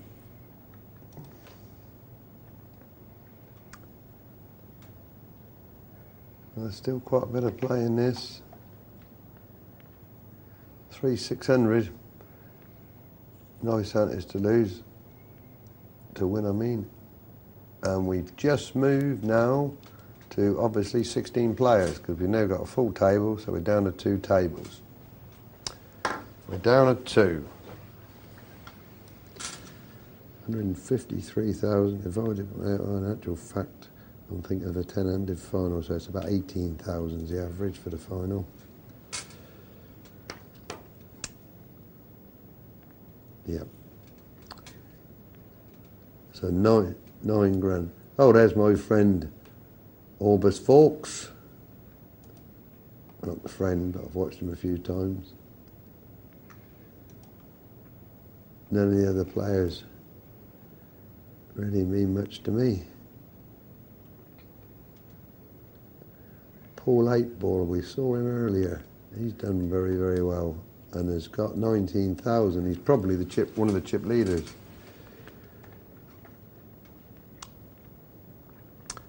So we've got a couple of short stacks now. 16, 6 for the money. Having played this long, you do like to get in the money, even if it's only a cash back and $5 profit.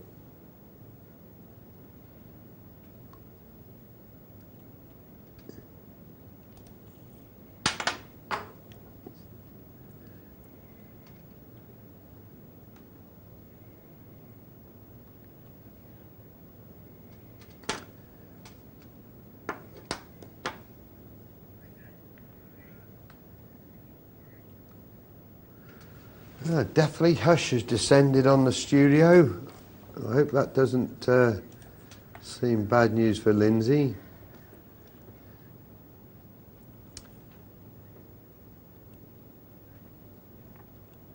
Lyndsay's going to wrap this up for us, and I'm going to see if I can get any tells from her as to how she's progressed. Whatsoever. We're going to watch Beat the Presenter back after the break, so you've got to stick around for that. In the meantime, if you've got any questions for Malcolm, or for me indeed, 84222 is the text number. I can see a tear coming down the cheek. No tells at all, no tells at all. We'll watch it after the break, and then you'll find out what happens in Beat the Presenter. Definitely damn And Malcolm's going to be nice, so we'll see you after the break. I'm always nice.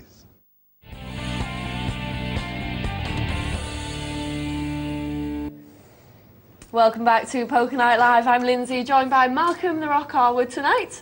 We're here till 2 o'clock watching live online poker. I've just been playing in the Beat the Presenter game. We're going to watch that back in just a little while. I'm going to get some of your emails first. Got lots of questions coming through. We've been talking about poker pet hates as well tonight, so lots of those coming through. The first one is from Baldy Bowles. How nice. Who says, "Hi Malcolm and Lyndsay, great show again. You two make a good couple." Well, actually, we were going to announce our engagement tonight, weren't we? But I couldn't afford the ring. He says, "Can I just congratulate Malcolm on his commentary? When he first joined Poker Night Live, he just grunted and muffled his words. But now he is great, and I love your dry sense of humour. Keep it up, you two. Love watching you. You make paying my Sky monthly fee worth it. That's nice. Thank you very much for that one. Well, that's great. Where's the hate mail? There's got to be some hate mail on there. I want the Maybe hate later. mail. Hedge has sent an email in about his pet hate. He says, it's when I'm playing online and decide to call the flop as no one has raised or made it too expensive. I then hit the flop, take down the pot and get loads of abuse in the chat box because I cracked their great hand. How could you call with 3-4 suited, etc.? Well, he shouldn't have made it so cheap to see the flop. Anyway, that's poker. Well, it wouldn't be my pet hate. I'd love to have people keep complaining that I crack their hand in 3-4. If that's your biggest problem, you're okay. Well, there you go. That was from Hedge. Double Top has been in touch and says, hi, Lyndsay, the very Horne, and Malcolm. Very Horne. You lot get worse, you really do. It's getting a bit of like a porn show tonight, I know, isn't it? I know, all these innuendos. Anyway, Double Top says, what do you think about what the online sites' actions against people who collude on the poker sites?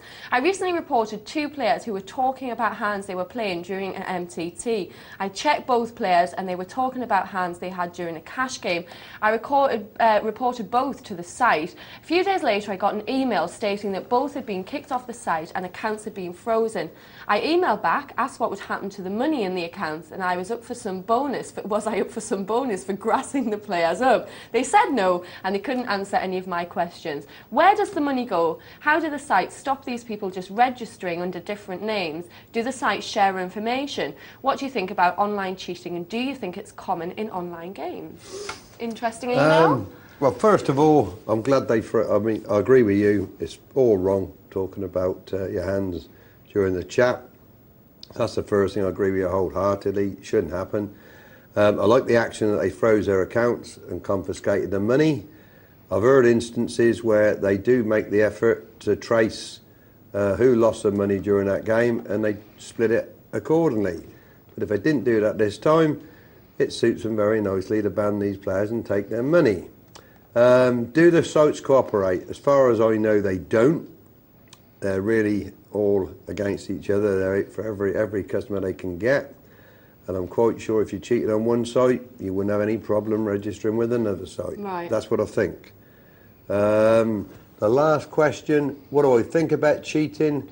Do you think it's common? Well, all my life I've been 100% against cheating, all collusion.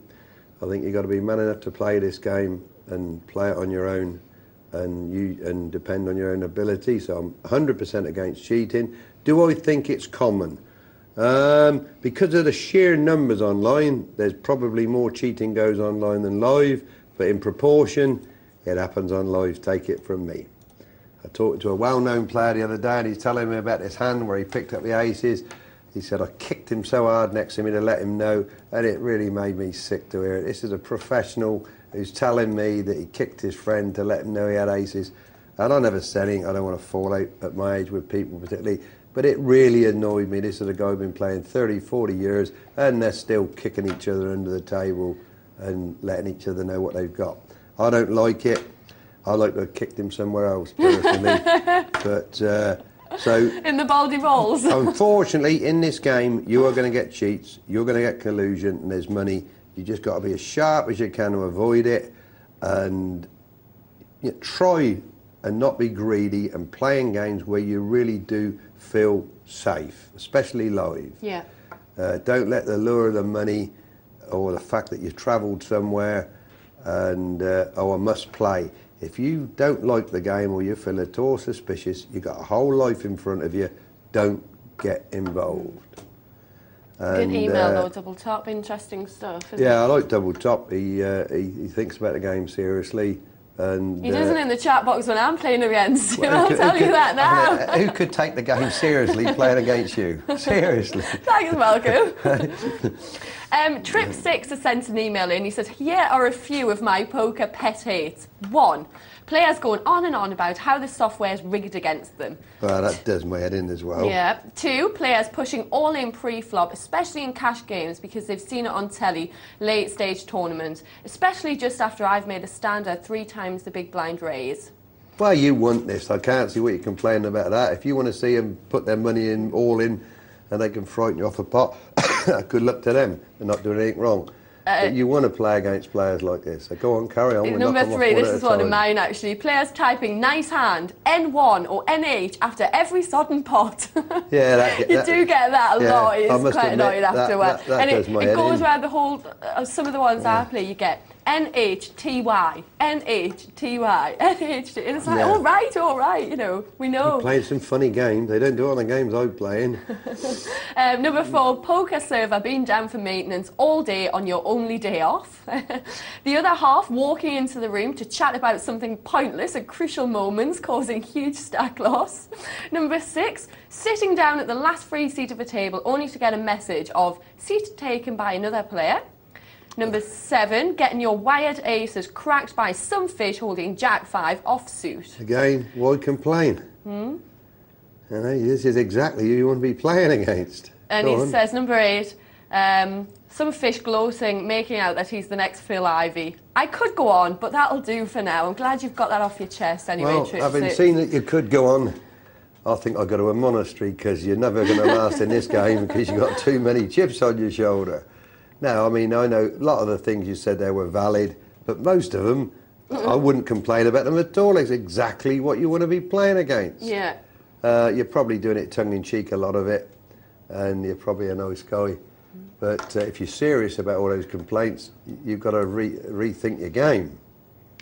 But thanks for getting in touch. Good stuff. If you want to send us your poker pets hates, then you can text us here in the studio, 84222. Put the word poker at the start of your message, or email.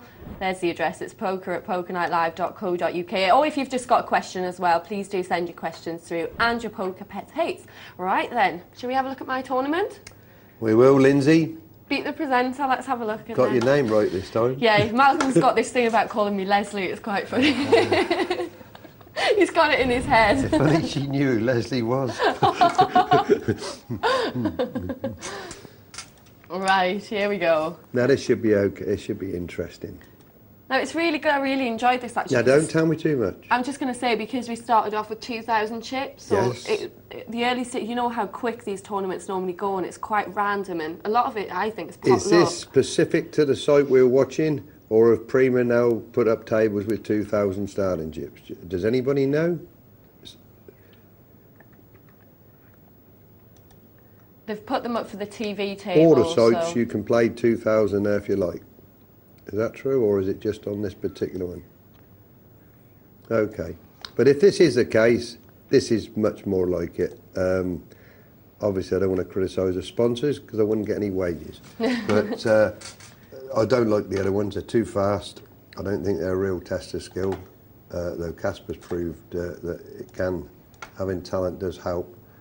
But 2,000 chips, and I should imagine they're playing 10 hands before they go up. This gives you a proper chance. Yeah, no, this gives you a chance. It was more enjoyable, actually. I would definitely, if I had the choice, this is what I would be playing on. The more chips, the better the best players got. So let's have a look. What happens? First we'll have a quick look round, see if we know anybody. I think we saw Eagles early on and he decimated his chips. We've got the one that can never say the name. Miss Votavova. Miss Votavova. Votavova. Yeah. What it is to have a Geordie education.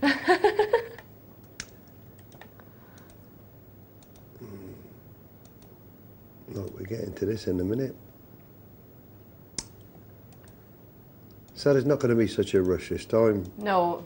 I like that though. I like the fact that people were taking the time earlier on. Once you start playing these sit and goes with decent sized antes, you won't go back to the crash bang wallet ones.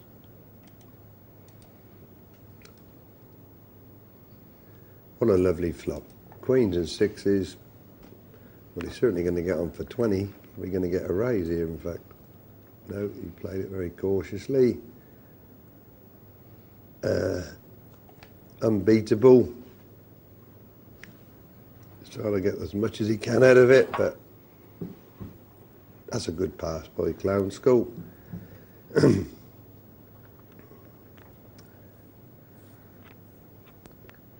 Just as well I had plenty of chips as well because I got so much rubbish in the first one. Don't spoil it for me. Don't spoil it for me. I might be fibbing.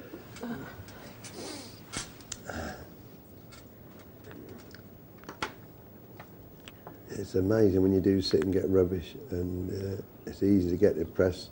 You think you're the only person in the world getting rubbish, but everybody gets it.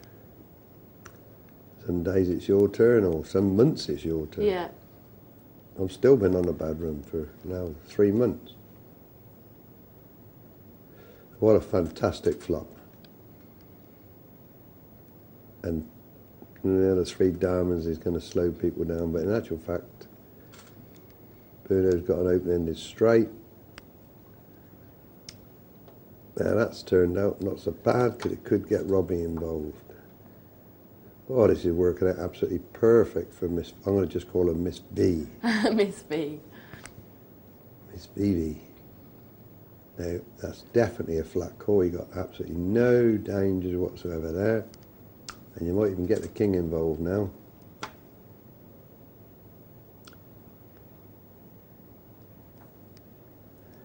There you are, another case of king-queen getting into a lot of trouble. Now, luckily, that diamond's going to kill all the action for Miss Vivi. Miss Votavolva. Yeah. She would have, a nice queen offsuit there would have been perfect. At least Robbie got away from that.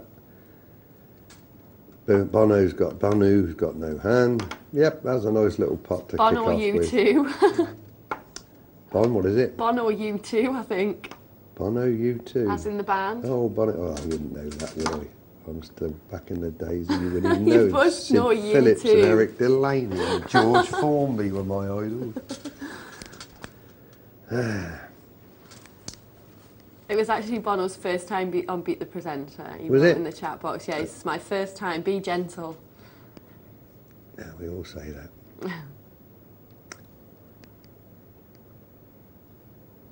Not much going to happen here. Easy one for each ways to take. Should be out perfect. 100 takes the pot.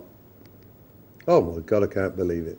What was he trying to? Well, he's a bit of flush draw now, but I really can't see why he got involved for 100 there.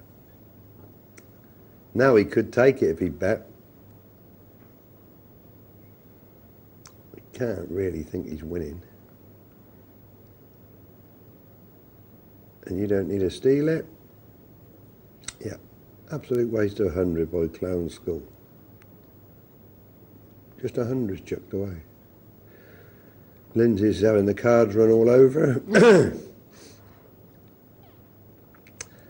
Like you say, plenty of time. You've only lost 30 chips. No panic. You've now had a chance to get a feel of the table.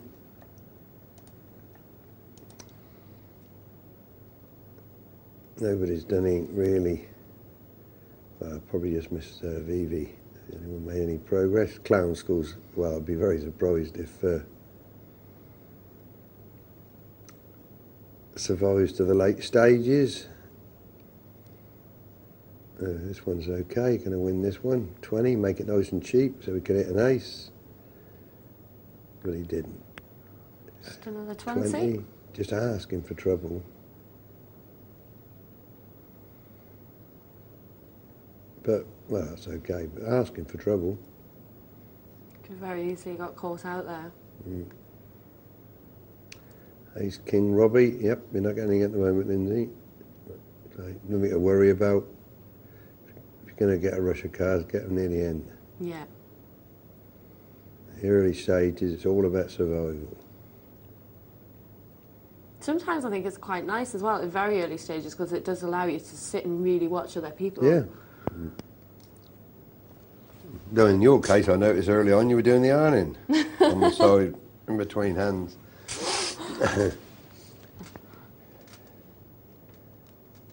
What we got? Robbie's picking up some nice hands at the moment.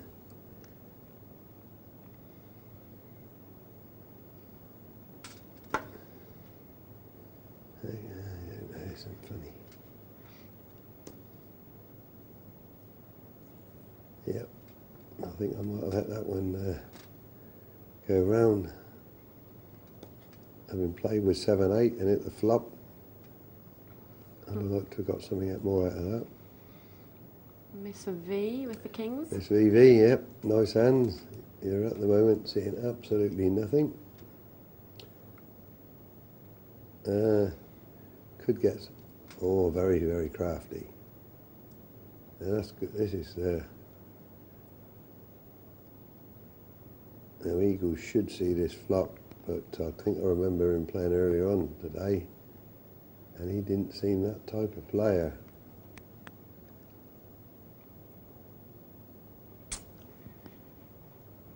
He's not that sort of player. He thinks he can win it now. I might have been very happy to take that flop, especially out of position. 3 people all limping in. So re-raise. And just the right amount. He must call the 80 now, having put 100 in. Still bang out of position. Oh no, the other ace-8 scored. I know why, I don't know. Well, I do, because I don't think he can play. And that flop has done him a world of good, because it's going to slow the kings right down.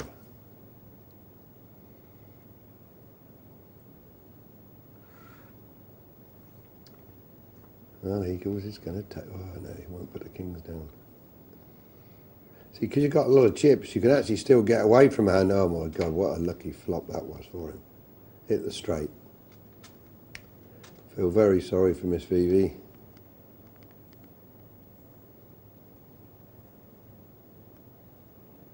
The question is, will she better throw the hand away? She must throw the hand away now. There's just so many cards out there that can kill her. She's got to swallow this one. Can't call for 840. You've still got your £2 starting chips. It's not worth the risk. And this is the key, that's it. Key is to better throw a big pair away. Got rather lucky there, Eagles. Rather lucky. There's some big hand cards coming out to certain people, but you know, you're not getting any. Not even getting a sniff.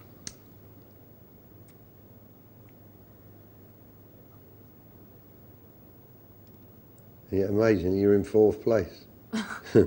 Well, you noticed that, you're actually in 4th Yeah. place.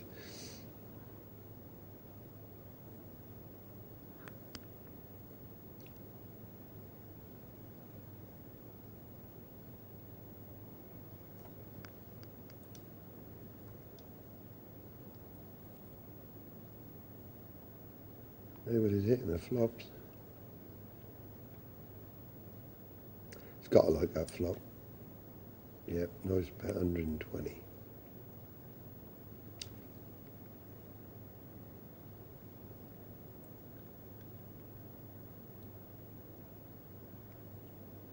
Yep. And played the way it should. There's that old Queen King, but as happens this time, with the cards that are out, it's a very strong hand this time. And you definitely put a raise in here, but he didn't. No, Clown School might get excited. He's hit his 10. I think Clown School, but he does so many sort of silly bets that, well, nothing bets. Doesn't find any information. Invites a raise, which he really doesn't want, and again gets dead blinking lucky. Well, dead lucky, it's a split pot.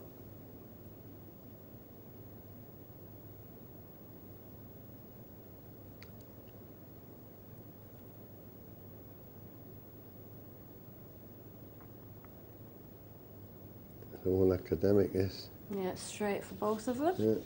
Good job I'm not paying rake. Rake would have won. Yeah, you got lucky there. What is your best hand so far? Yeah. Don't. Oh no! All of a sudden, because you haven't played for ages, you decide that you want to play, and I'm sure that's why you played. Why do you want to bother to raise with Queen 10 off suit halfway around the table? Would you just flat call with it or Well, throw it away. You're 30 in the pot. You've got all those players behind you. You bang out of position now to the 2 callers. Terrible that was. And the reason was because you'd sat there for 15. Yeah. You sat there for 15 hands, throwing rubbish away. First time you got 2 cards that looked, which you thought were attractive, you just couldn't resist playing. That's true. And that hand there was no better than the deuce sevens you were throwing away. And for what? To win 30 antes with all those players behind you. So that wasn't very good. No. You managed to throw away 5 times what you've thrown away in 10 hands before, and you're going to get a real fluky flop to win it. Yeah. All right. Yeah. So that was bad. I'll get rid of that one. Yeah, it was definitely a case of not playing for that was so a long, reason you felt you got to play. No, you're right. And you mustn't get that. And you'll get people, especially in a live game, you're not playing an amount of crack. You come in to play, or you just, as they say, you know, you go to sleep or so forth, and they niggle at you. And it's amazing how it can work on you, and you suddenly start to play hands that you really don't want to play, but you've done it because people start digging at you about, you know, why have you bothered to come and all that. Doesn't work with me. I'll just get even tougher then. Stand your ground. I'll just play even less. But, and that's what I say, that's obviously what happened to you there. Because I can't believe after all this time you've been playing that you suddenly decided that was a hand to raise with. If you can find me a presenter on here, I could probably think of about one that said that was a good move, I'll resign. With the exception of one presenter. No, you are right, you are right. You know how impatient I get though. This is what we're trying to drum into you. Patience. And because, especially now, you've got so much time. I did really try and concentrate though, because you warned me beforehand. Now, let's have a look at the other players now, give them due respect.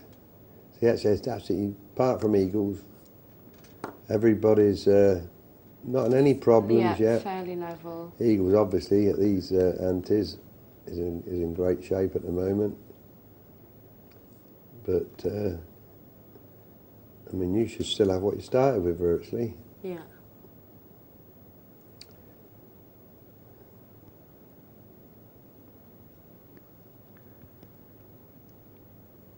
$120.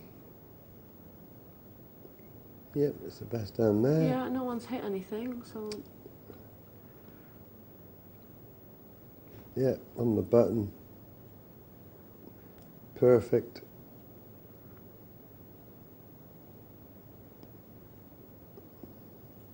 Hey, winning the antes, you know, helps a little bit, but it really isn't making much difference.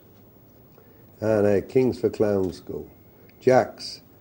And Queen King for eat my well, this is back to that Queen King again, isn't it?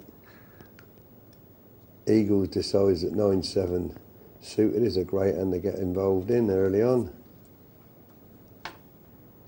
Can't understand that either. Doesn't need to play.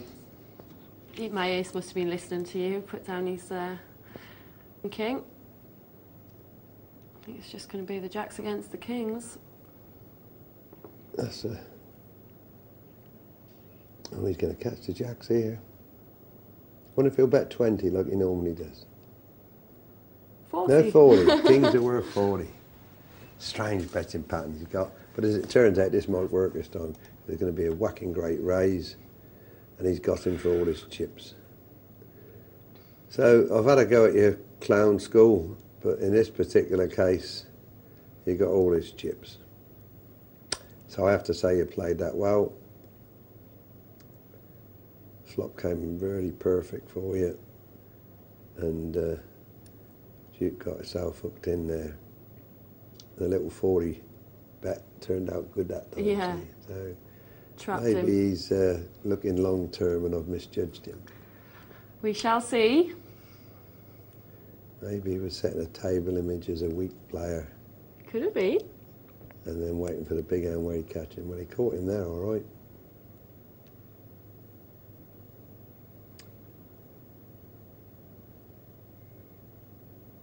Why are you waiting, Eagles? Must have been chatting to you. He was taking it easy to get it.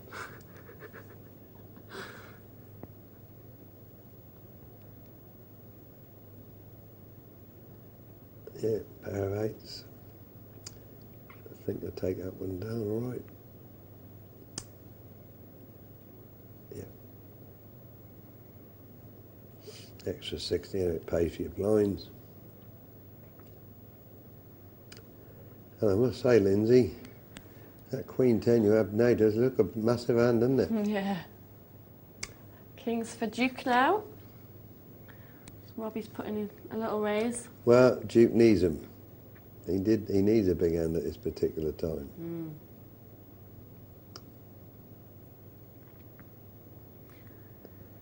Yeah, I got no problem with him going all in.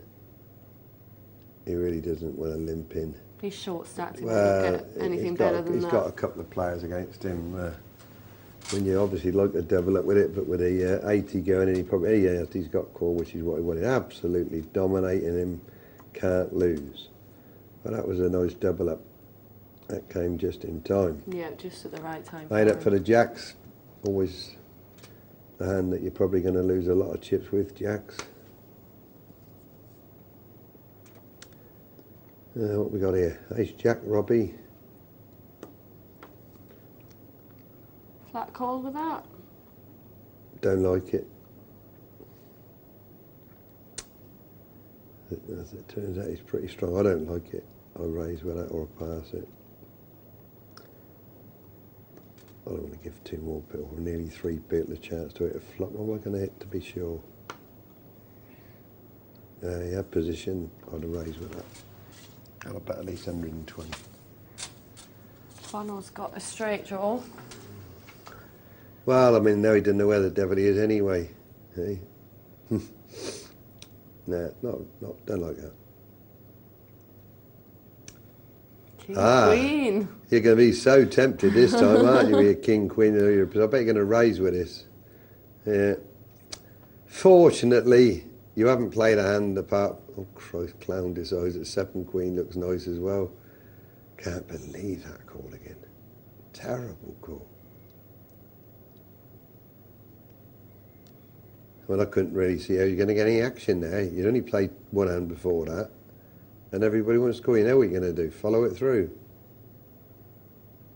Well, I've got a straight draw now. Yeah, don't fall in love with straight draws. You've got 4 cards in the back. It's just an escape route. And he still wants to call you. You must be now feeling very worried. Yeah. Well, but of course, the 10 now, yeah. makes you feel so much better. Now, I hope you checked it. No. Now he might even have a crack. He did look. Called He again. called Now for I the middle checked pin. it. I don't know if that was wrong or right, but I checked it. No, that's right. Give him a chance to bluff it.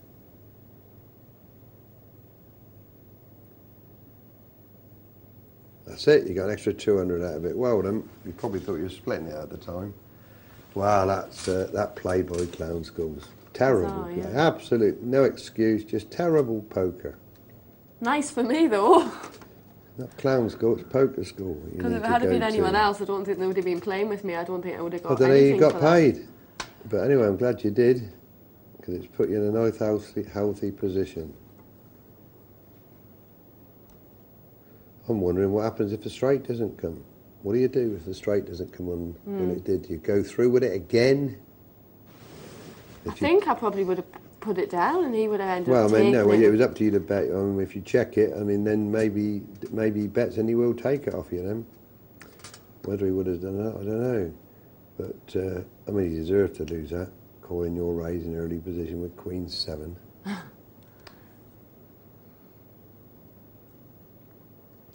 If he's been watching this programme for a long time, he must have been watching with earphones on, or earmuffs.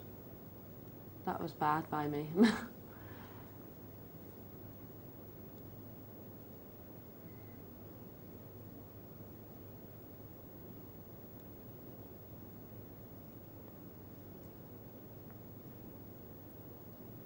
I hope you let it go now. Well, you must do.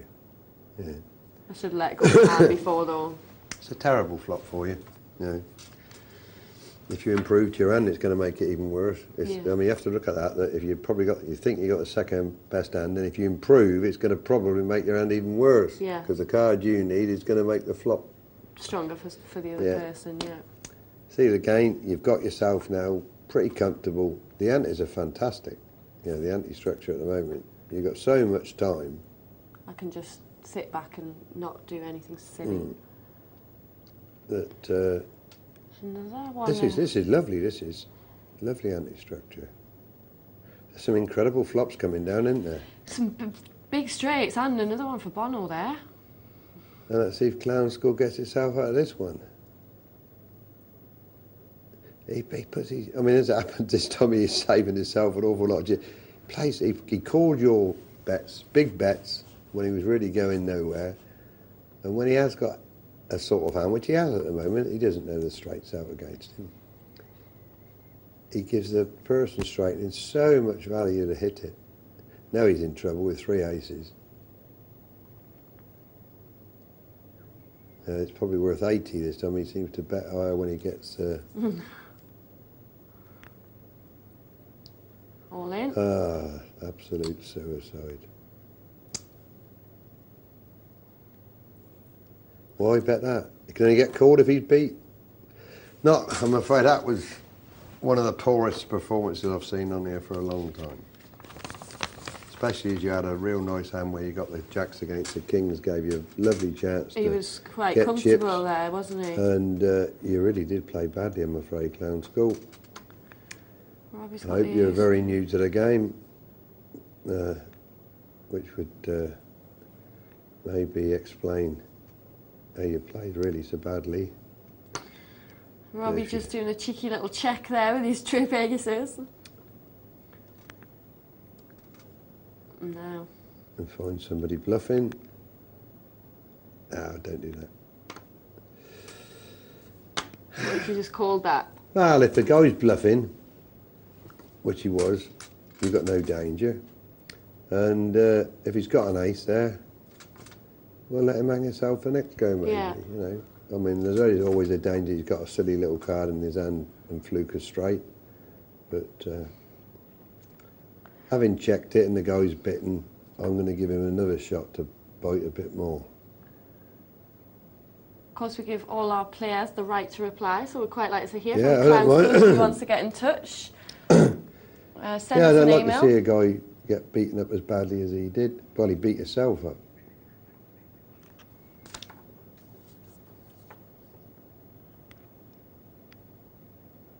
And it is a beginner's night, I have to remember that. Yeah. So don't take it to heart, Clown. I really do mean you need to. Well, we would like to hear from you, or indeed any of our players who are playing in the tournament. There's the text number 84222. Put the word poker at the start of your message, or email. The address is poker@pokernightlive.co.uk. Always nice to hear back from people, isn't it? Yep. Oh, you're not getting much. You needed that straight at that time. You want to keep yourself in this. But still, again, can keep emphasising fantastic anti-structure. This is the best structure sitting I've seen. I much prefer playing this, actually. I really Yeah, did. I'm definitely going to be interested in playing a few more sit-and goes if they've got this anti-structure. I just think I normally play with 1,500 chips. Yeah. And that's okay. I think that's okay. I just felt like it was more, but there this was is more skill fantastic. involved. With the other ones, I feel like a lot of it is pot luck. It's Well, of so course it quick, is. and you're taking It's, so many chances. You play good after tournament, and in the end, you just forced to put it in with anything when those antis go 640s and 320s. It's crazy. But this is good at the moment. To me, I think a good player here, unless he gets very unlucky without draws, should better getting the money consistently.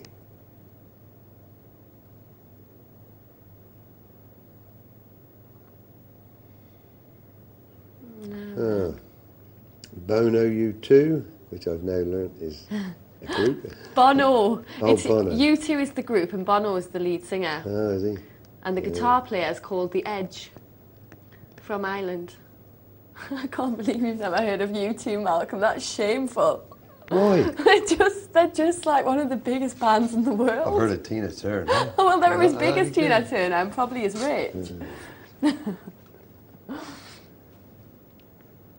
When I'm playing Have you never poker heard and like I'm not the listening songs to- like "The Streets Have No Name" and stuff like that? I've been in a few streets with no name, but I've never actually. I don't listen to. I must admit, I'm going to get you their CD I'm for probably next sounding a time. bit square and all that, but I don't mind music. But obviously, the music I like isn't what the modern people like.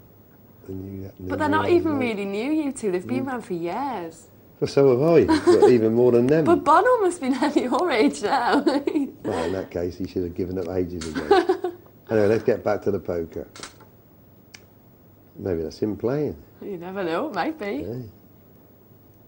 Oh, Robbie's picking up a lot of nice hands, Yeah. but it hasn't reflected in the chips he's got. He always seems to get them when nobody else has very much, doesn't he? So he's I'll get not this getting right in a any. minute. Bono Bono, U2 you two. is now in a nice position. And you're still not getting a lot to play with, Les. Or Lyndsay, whichever you prefer to be called.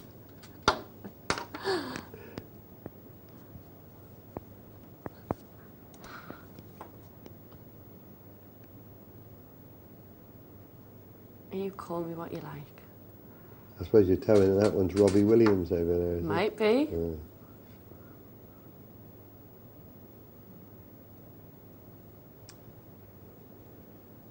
Straight draw. For Eagles. Might put a bet in here, might. Yeah, that's of course a big bet too. Lucky that Eat My Ace is sitting there with nothing.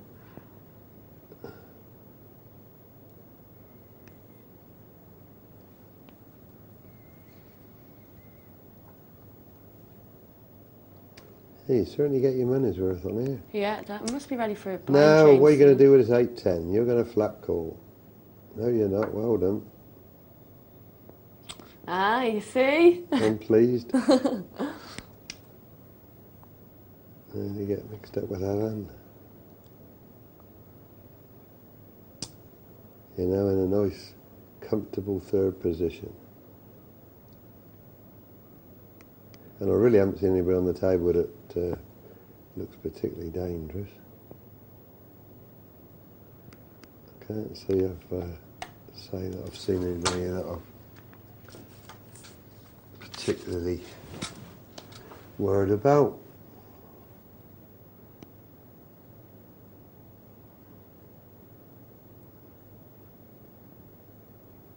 Yeah, the only player who's been a bit crazy was Clown School, and he's gone now, so settle down a bit now.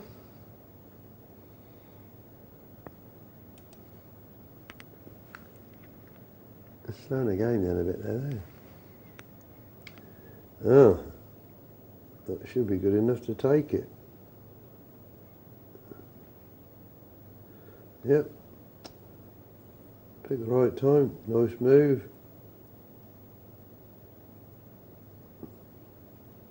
Oh, Lyndsay. Look what now what are I've you got. going to do? That was a bit weighty, that was. I know, I didn't make them pay. That was a bit weighty. I realised afterwards it was just far too Early much. position, hardly playing a hand. You really do want to encourage, even if you have to encourage two in, but you've made it too expensive even for the big blind. Yeah, it was a bit of a waste. Yeah. No, I realised afterwards it was far too much. I wasted them. In proportion to the blinds and the state of the game, you really don't want to waste that. Yeah.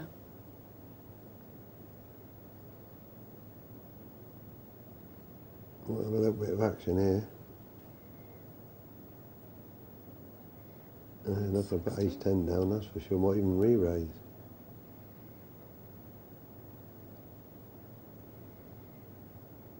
I'll probably get myself in trouble here and go re-raise again. Just to see how big Ben. That's it. That's exactly what I'd have done there. And he knows he's only even money, you know. I mean, he must know that he's even money. There's the He ace. puts a big chunk of chips in. Well, I'm... A 9 on the river. Oh, that's horrible.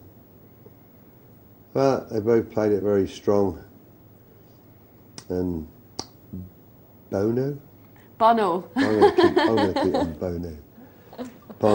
Bono. Bono, you two. Yeah, he stuck his chips in. He had plenty of chips, but feel a bit sorry for Miss Vivi. Feel a bit sorry. 2 outs.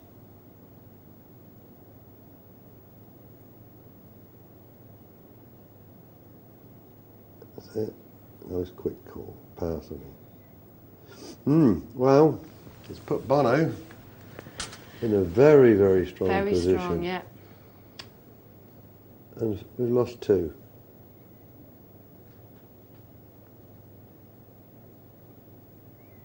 Some big cars coming out. You weren't worried about somebody flat calling in first position?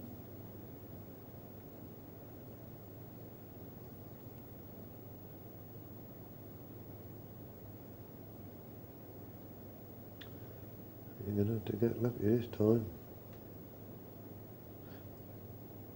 Oh, you're going to go through with it now? No, at least you backed off of it. I'm not sure that you had a reason to back off of it, but as it turned out, it's a blinking good job you did. Now you've made it so cheap, you're going to have to put another 160 in.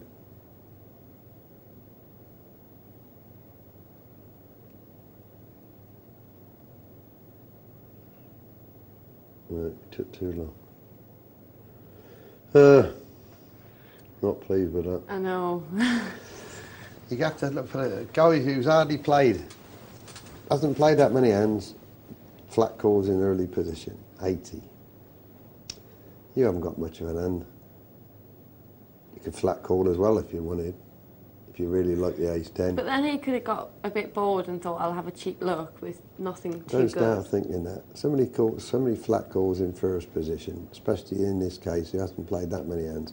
They've got something. Right. And even if it's one of those hands that they like to try and limp in with, Jack 10 suited or whatever, your hand's nothing special. Yeah. And if you walk into what you did there, kings or aces, your hand's in. I mean, it turned out you had an out with an ace. You could have been sat there walking into aces. Yeah. So I'd have been ever so wary of that 80. I'm not saying I'd have passed. I'm not a flat call for 80. Seeing what happened because I had position. Well, I thought I'd try and push him off it, and I didn't. And I didn't put anything else into the pot. So. Fair enough. Fair enough. I will say that you did back off. You didn't do the continuation, but you'd been dead trying if a 10 would have come. No, I bet you'd have bet it then. Probably. Anyway, you're still there, okay. Hanging in there.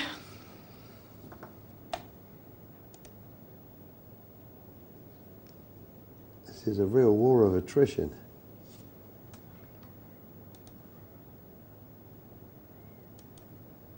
When you've been used to playing these very low and chip starts that you get and fast antes, it must take an awful lot of getting used to this when you've really got to battle it out properly. This is, some good, real good poker. It's completely different to the other ones. It really is. Yeah. Nice for Eagles there. He's taken over Bono. Your musical... Bono, or was it Bono? Bono. Bono? OK.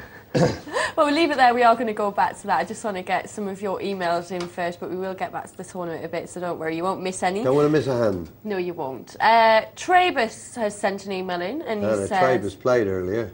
Are pocket jacks a big, small pair or a small, big pair? And how should you play them? Keep up the good work. That sounds like double Dutch to me. Yeah, it's like half-empty glass. Are pocket jacks a big, small pair? A big, small pair or small, a small, big pair? Yeah, I know what he means. It's like saying a half-empty glass or a half-full I would have said a glass. big, small pair, personally. Well, first of all, you play them with extreme caution, because there's quite a lot of hands that are beating them. If you look at the ranking of hands, there's quite a few beating them. I find them tough to play. I think most of the presenters on here will tell you the same. They knocked me out of my first live tournament. Pair of jacks. I play them. I don't play them as a small pair, that's for sure. I certainly play them as a big pair as opposed to a small pair. I mean, there's very few occasions that I'm going to be throwing jacks away before the flop. And certainly with no raise, I mean, I'm going to be playing jacks. But there's many occasions I'll throw deuces, threes, fours, fives, just throw them away. Not interested in playing them. So I'd say that pocket jacks are a small big pair. A small big pair. Okay, and should be played with extreme caution. With a lot of caution. Okay, I hope that's helped you out. I've got an email off James, who's also known as Wizard1702, and Wizard says, "Hi Lindsay and Malcolm, great show. I was just wanting to ask Malcolm about a situation I had the other night. I was in an MTT, 300 runners and 20 places paid. We're sitting with above average stack on 100k. The largest stack was 350,000. We were at the bubble stage with 24 runners left, and I was dealt king-king on the big blind. I raised 10,000. I was called by the two big stacks, and the flop came out 7 ace 4 rainbow. I check. The first guy bets 30k. The other big stack goes all in. I think for a few seconds and decide that both must be holding an ace. I fold. The turn comes out a king. The river comes out a king. Yes, they both did have rag aces. Was I correct to fold in this situation?" Of course you were. I mean, the ace has gone. It's a killer card for you. You've still got plenty of chips left. You're out of trouble. It's just a fluke. It's just one of those things. Chances of the two kings coming down. It's not going to happen very often. Once you pass a hand, I mean, so many people, my wife's one of them, wants to see the next card. Or you pass a hand and the guy takes a pot and you see people turning the dealer, what's the next card? It's irrelevant. You've passed your hand, it's the end of it. Yeah. It's the end of it. And if you see that two people are beating you, you've done exactly right. Yeah. I thought for one horrible minute you're going to say you put your money in with the kings and were surprised to find an ace against you. Just one of those things. I wonder how you finished in the end. Doesn't say, but you can email again, Wizard, and let us know. That would be really good. Sally, a.k.a. SAS, has sent an email in about her pet hate, because we've been talking about that a lot tonight. What are your poker pet hates? Sally says, "Mine is when people outdraw you and say sorry. Obviously they're not sorry. Why did they put their chips in to lose? Say unlucky or something like that, but don't say sorry." And Sally says, "See you at the next World of Poker party, Malcolm." Oh, SAS, another one I think Sally, from Blackpool. Yeah. I don't know her, Sally, but that's right, the SAS. It's a good point that though, Sally. It does annoy me when people say sorry. The World of Poker comps, members only. And yeah, she's okay. Yeah. But, we're getting quite a few people from our site on tonight. It's a good point, though. Good point. Hutch says, "Evening, Lyndsay and Malcolm. There we are. I must admit I wasn't watching because I'm concentrating on the MTT, but I understand from a certain Mr. Hoikbors you were asking about the even I played in last night. The event. The event. He's missed the tee off. I was wondering what he meant. It was a £500 double chance freeze out at the Grosvenor in Blackpool, and one of the side events in the Blackpool Bonanza Festival. It was superbly run as always by the team down there, and I saw a lot of familiar faces. Everything was running smoothly until my set of threes ran into a set of aces. Tough break, especially as I was mentally congratulating myself on getting all the other guys' money in the middle before he flipped his pocket rockets. C'est la vie. Nonetheless, it was a tremendous experience to mix it with the big boys, and I know my game is good enough to mix with them. Back to the MTT for me. But thank you for that, Hutch. It's nice to hear from you. We're going to take a short break now, but we'll get back to that email and beat the presenter in just a few minutes, so stick around.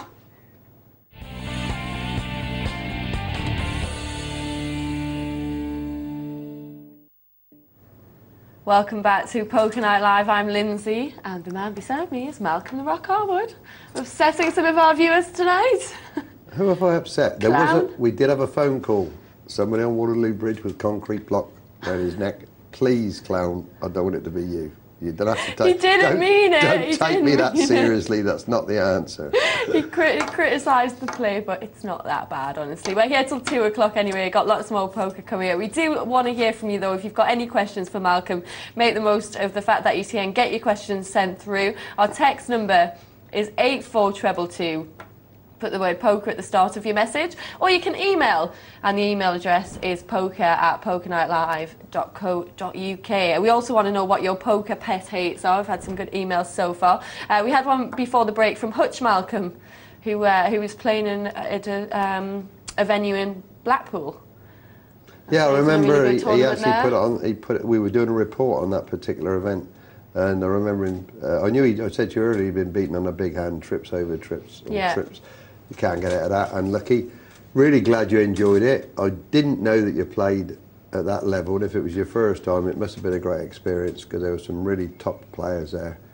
And I don't know whether you want a satellite for it or how you got into that at 500 quid, but I'm glad you enjoyed it. And I'm glad you realised that it was a great experience. But nice to hear from you, Hutch. I've got an email of GNU40 who says, "Hi guys, I just wanted to say a big thanks. I've been playing for 9 months, and after cashing out and not using a poker site for some time, they gave me a free $20 credit. They take it back after 1 month if you still have any left in your account.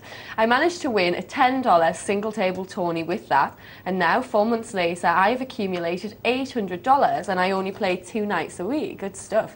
"This is solely due to watching PNL until the early hours every morning, and guaranteed every night they produce at least one poker gem. I know it's not a million, but these things are relative.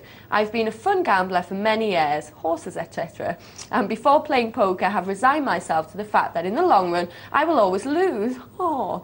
This is not the case now, and at sensible stakes, I'm still playing the $10 and a few tourneys. I've shown a month-on-month profit. It's a bit scary, really. Thanks again, and if you're ever down in Devon, an invitation is always open to come along to our local cricket club poker night. You have to pay £3 entry, though." Yeah, only trouble, it costs you 50 quid to get there, it's petrol. The funny thing about it is I used to play a lot in Torquay. What was his name? GNU. GNU40. Used to play a lot of poker in Torquay, big high-low game there, and I've met a few people online from there, and I'm definitely going down to Torquay in a few weeks' time to play. I'm not sure about the cricket club, but it's really lovely email, fantastic to see you making money, and I used to back horses, but you can't beat them. Poker you can beat if you put the time in, and I'm really pleased that you've become a winner. Yep.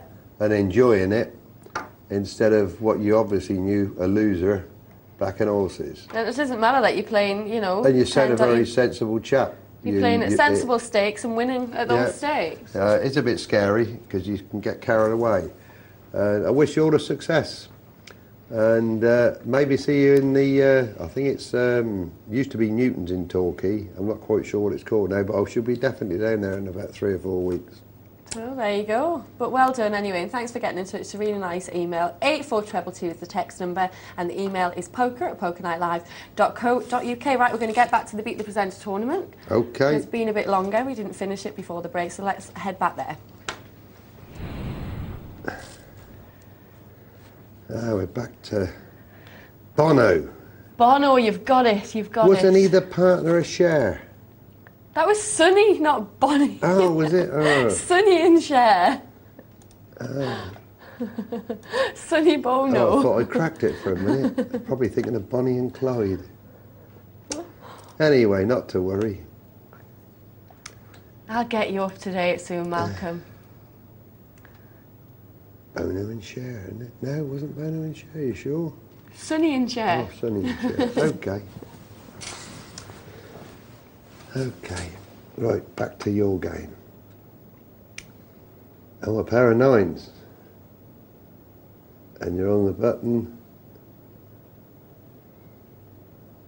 And you raise, that's okay.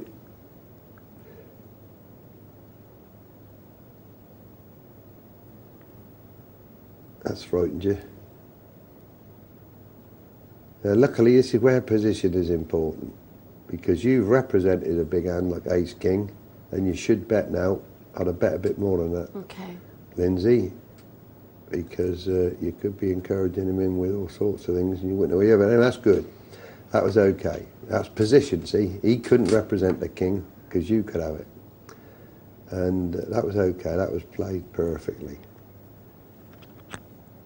And now you're okay again. And the good thing for you, see, you look around here and you see that one guy's got masses of chips. So you look around at the other chips and you're already looking at a shot of second place. Yeah. You forget all about eagles. In fact, you want him to win every hand except against you. You want to see him chip away at the rest of them. Yeah, take a couple of the other ones out. Because at the moment you're in good shape for getting in the money. So you try and keep away from him. You got involved with him just now, but that was okay. Now I'm interested to see what you do with this. I'd like you to let it go, but okay. Luckily for me, no one else has got much. I really don't like that, but should have just put I it could have down. let it. I mean, maybe I'm being too cautious, but you're in good shape. You certainly couldn't stand a re-raise. Now this time you're out of position. You would have been out of position to a caller. You're going to be an awful lot of problems if that flop came. But anyway, you won the antes and they're worth winning. So that's okay. I'll say you've got plenty of time. You haven't got to get that busy. And you've always got to get past this £6,000, remember? Yeah. He can put you in a lot of trouble.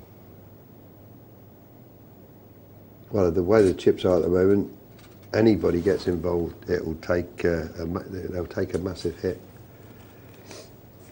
You just got to. If I'm planning your seat now, I'm just going to try and fiddle my way along, manage to get an ante, and hope the Eagles keeps chipping away at the rest of them. With a bit of luck, they'll give you this, knowing that you're not one to take liberties with. He decided to have a bash, and that's good again. You got position, and you bet 320. Oh, should have bet a bit more, but that's okay again. But I would have wanted to bet a bit stronger than that. Yeah. Maybe looked like I was just trying to nick it there. Well, 320, you just want to make him pay a little bit if he's trying to catch any fiddly. That's when you're going to let go. Because you realise now you moved into second place. You know, with quite a good lead over three of them. So there's no pressure on you at all now to do anything dramatic. Let this guy with a 5,000 do all the moves now. Don't like that. I'd have checked that for sure.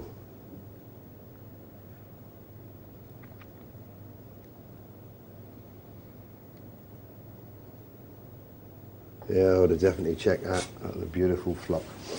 Would have been nice even if Robbie'd hit the ace. Well, he's got position on Robbie. Yeah. The only scare card is going to be a real low one for a straight. I would have definitely checked that. I would have given him a chance to catch up.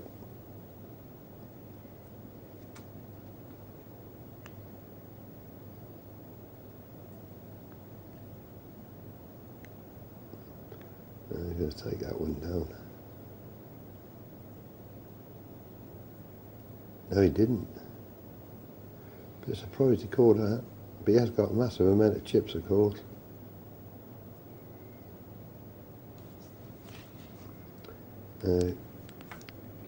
There's so much in there.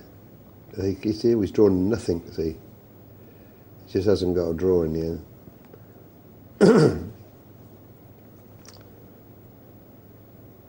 I don't think you've got to chase every pot. I think you've got to give him that away. Blind's just gone up to 163.20, so... Yeah, still not too bad for you. Going on the expert presenters' rule of thumb, you add them both together, you still got the factor of 5, so you... But you have to bear in mind there's a lot more people in trouble. Yes. And that's the key thing. So you're not... and there's a few people in, so the antlers aren't coming around that quick. Little power twos take it. And all of a sudden, you're there, aren't you? Robbie is out. We lost a couple of players there, didn't we? And I didn't Bono and see Robbie. how many went.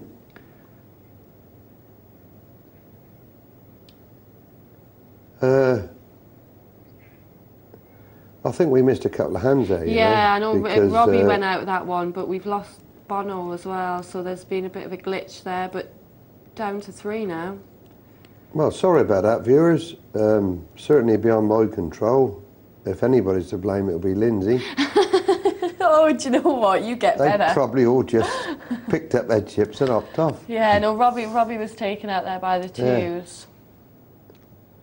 But the rest were still in. Three-handed now. Well, you made the money again. You're becoming quite prolific.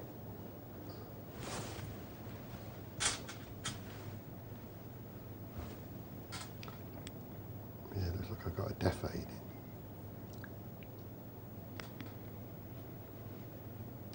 Now you're in trouble. Now I am, yeah. Yeah, did nothing wrong there. I don't know what the result was, but you only had one move then. Well, this is rather a shame, Lyndsay, because well,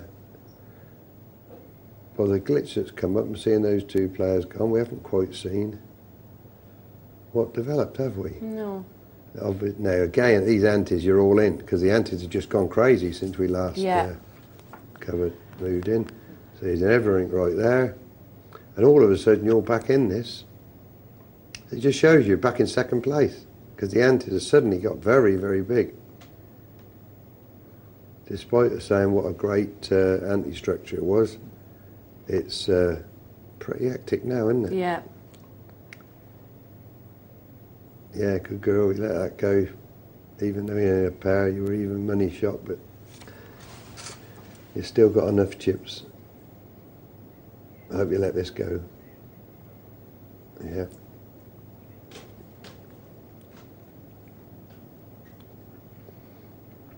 Eagles probably won't he'll let this go simply because he knows that you're less chips than him. Yeah. And you're going to face a big blind. It'll be interesting to see what he does with this. Whether he carries on with that theory to let you go first. Yeah, Queen 10 against. No, whereas before Queen 10 you never should get involved. Queen 10's pretty strong and three-handed. Yeah. So you're back under pressure, all in. You can't pass this, Anne. No, you don't have to. Didn't give me the option. Neither of them can take too many chances. You can still hurt one of them, see? Yeah, I like that. Probably not enough, but that's all right. Gives you a second chance, just about. If he just flat calls, which I think he's going to call you at all. You're playing quite well now. When it gets short-handed, you seem to play well. And all of a sudden, you're chip leader. Massive swings. It's a bit disappointing that the antis are so high now. Yeah. You're really having to play. It's a bit of a crapshoot now. It just seems like we'll just keep passing chips around at this stage. Yeah, but that's it. Yeah. You've got to be content to do that. You've got to try and let the other two people do the work for you now, if possible. Like now, for instance, where you can see one of them knock each other out. It's hard because you want that to happen, but then the blinds, with them being so big. Yeah, well, yes. As long as you can keep stealing one.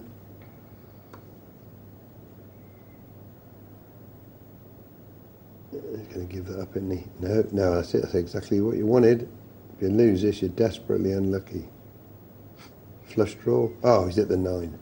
Oh, you're terribly unlucky. And there it is, I'm because out. that Well, would have probably given you a shot to win 3 in a row. 9,000, you've had nearly 10,000 chips and you'd have been heads up with Eagles. Yeah, very, very unlucky there. Got him so dominated.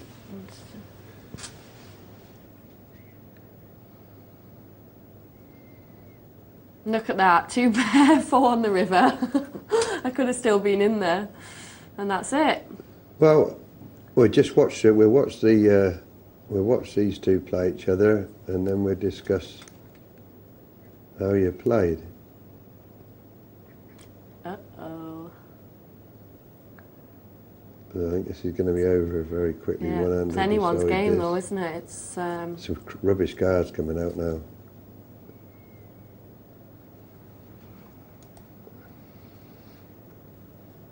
But whether that took a long time before when we had the cut-off and then we suddenly lost 2 players by mistake. It might have just been a very long game.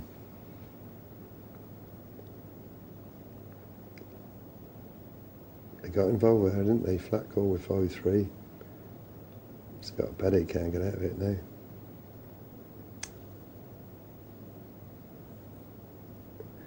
Yep, it's sticking in and hope for the best now, I'm afraid. just waiting for the point where they both get fairly They're both getting cards. terrible cards. Yeah.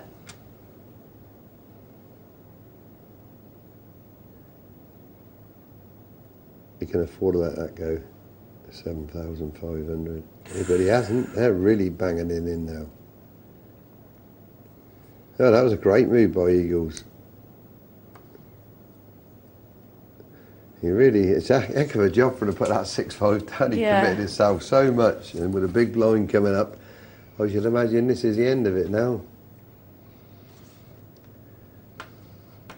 I would let this go now, even with 2-7.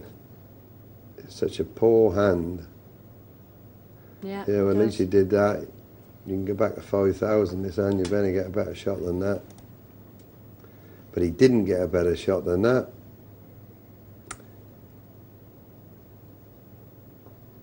And he let it go one more. This is as low as he could get. Can't criticise him for sticking it in. It's 3. Spade's a killer for him. He survived. Yeah. So and he needs one hand and you're right back in it. One more double up and he's favourite. And he's found the hand too. I wonder if Eagles can throw this away. He should throw it away. He's in command. No need to get involved with this. I don't like that at all. You got what you deserve then. You didn't have to play that. You had 9,000 chips. You could let it go. It didn't hurt you much. Chances where he'd call you. And bad play, that was by Eagles. Bad play. And now he's probably going to... No, he should throw this away. Still got 3,800. Doesn't need to play this hand. In it goes. That's the end of that. Yeah, there's the ace. And I'm afraid, Eagles, you didn't play that too clever. Well done, eat my ace. You played the best poker. And Eagles, you threw away a great position there when you didn't have to play those hands. Eagles. He was dominating, so he could have afforded to wait. And Eat my ace was smart enough to throw a hand away and realise that with 2,000 he could still find a better position and come back, and he did. As regards you, I thought you played the second half of that tournament great. Never did a thing wrong, got desperately unlucky, just a couple of glitches early on. Yeah, I'm sorry about that. Which could cause you trouble, especially if you were back to the short stack. Yeah. Maybe you wouldn't play that one. I think it was just impatience. Yeah, it was. But later stages, you played absolutely perfectly, just got really bad, very unlucky. And then you lost to the winner in the end. Yeah, I did. Who got very, very lucky against you. Yeah. Yeah. You got his I think you night played there, great. so. Massive improvement on the last time when I watched you. Thank you. I mean oh, it. well, that's good. I don't Yeah. mind not winning as long as I play okay. I'd have a go at you if you didn't play well. I know you would. I thought you played really well and just real bad luck. And sorry about the little glitch there to Bono and Robbie, because we missed how you Probably went out made some there, horrendous mistakes there, and I missed them all. You probably had them No, cut. I don't think I was playing, but there you go. But No, that's good. That's good. I'd be quite happy if I played as well as you did then. Oh, good. That's all right. I'm pleased with that then. Pleased with that. Right, should we go to the MTT now and have a look? Yeah, well, you must be getting very close to the crunch time. Yeah. 5 left. Malcolm now. Yep. Hutch is still there, look. Well, this might be consolation for, it won't be quite the 50,000 you were playing for last night, but no, it's more, about 80,000 I think the prize money last night. But this will be some consolation. Just starters. That pool ball, panini. Is this the final table now? This is the final 5, yeah. Oh, that's great. So they're shooting for $300. Yeah, it is a bit small beer after last night, Hutch. But a win's a win. Yeah, exactly. A win's a win. That Paul 8 ball, we saw him at the very beginning. He's just carried on, look, steamrolling. 81,000. 81,000. At the moment, they're playing for second place. Yeah, he's storming ahead. We started off with 102 though, so all done. Now you can get yourself in a bit of a quandary here. You can have all the chips and think she'll have bully everybody, or she'll have sit back and let them do the damage. Now the danger of sitting back and letting these fall flat is if they keep knocking each other out, one of them's going to end up with as many chips as you. So I think you've got to strike a balance, especially if there's a bit of a gap in the money, where people are actually sat there trying to get up. You can soon sort out people that are just trying to move up the money scale. Yeah. And they're the ones you've got to pick on. And it isn't hard to pick out the player that's actually trying to win it. And you've got to keep clear of him. You know. And just spot the ones who are just trying to move one If you're going to use place your up. chips, your big chips, either obviously attack the small stacks that can't really damage you, or attack the ones that you think are hanging in there for the extra move up the money. But sometimes just sitting back, the antis take a toll on you. If you don't get any hands, you don't make any moves, and all of a sudden you find yourself up against one player, but he's knocked the other 3 out, and he's now as strong as you.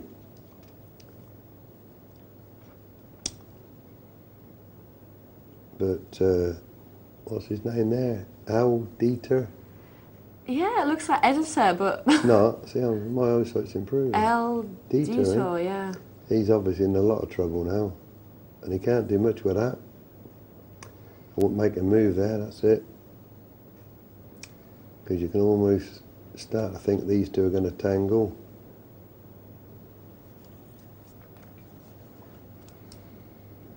Now, the time he puts his small blind in this time,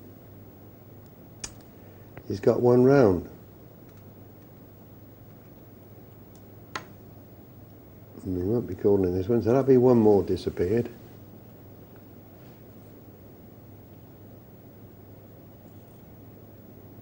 See if he can get a hand before the blinds come back round to him. Only 2 pitches now, he's not getting a hand.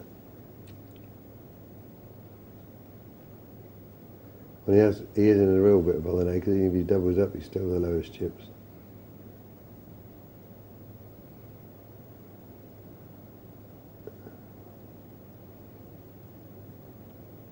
He's not getting any cards Paul 8, but I say he doesn't have to worry at the moment at all. Hutcher put a bit of pressure on this one, I think. Yeah. Again, he knows that starters doesn't really want to get involved now unless he's got a big hand, because there's 2 people across the way. He wants them to go out first. Really under pressure now.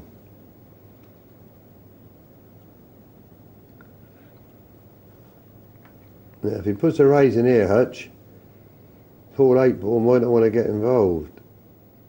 This is going to be a re-raise here anyway, I think. Yep. And Hutch is smart enough to put that hand down. He's not going to fall in love with that. He did what he was supposed to do, try and take the blinds. If it doesn't work, then put it down. Especially when there's 2 players so far behind you.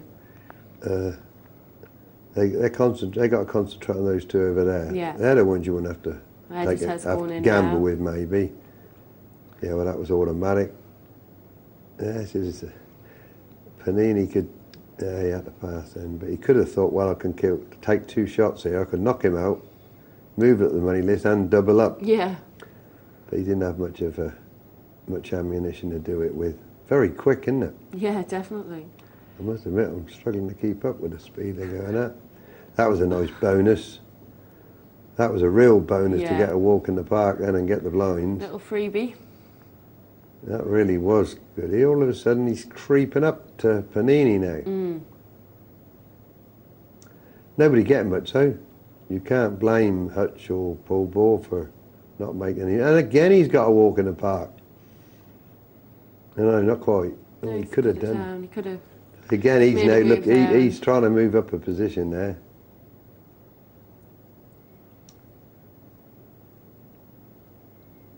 Very poor hands, aren't they? Yeah.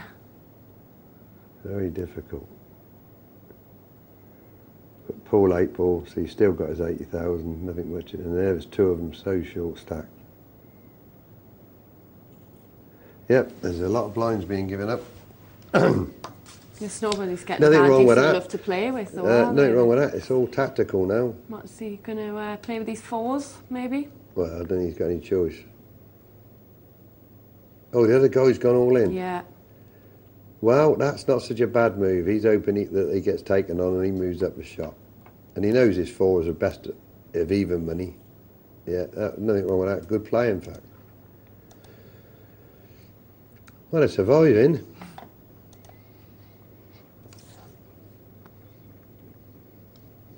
It's only the But we haven't seen any hands at all, have we? That's the reason why it's they're all staying in, because just no one's getting the hands. This is quite good because it starts to make people crack up a little bit. It's a test of your patience and not to panic when nothing's happening. Queen 6. I'm not going to do a thing with that, he's not. Be very, very surprised. He's only got to take the small blind this time. It means he's got another 3 hands to hope that somebody does a bit of damage.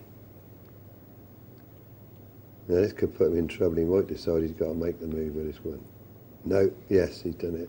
And he's obviously going to get called, and he's gone. Did the best you could with what you had. You never really had much. He lasted longer than I thought he would. So. Right. He did his best to move up a spot, but he couldn't quite make. Hello, kings and jacks. This is going to be a massive. This could be interesting. I don't think Hutch will try and steal off of those two. They've got a lot of chips. He's not going to get involved.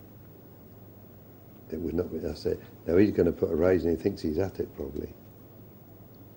Yeah, that's a nice little raise. Going to probably come back over the top, and things can change dramatically. Oh my God, he's hit trip jacks. That is so unlucky for starters. Yeah. And that has put Paul 8 ball really in the driving seat. Poor boy's just having a so unlucky a great there, night, starter. really, That would change reign completely there. He'd have become chip leader with 60 grand. Yeah, he got lucky there. Yeah, unfortunately. But the hands almost played us out. Still 96.90 he got for coming in fourth place. And what was the next thing?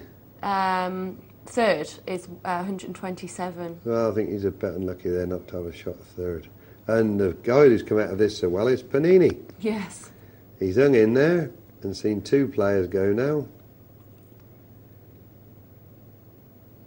And now he's got his 2 rivals having a go at each other.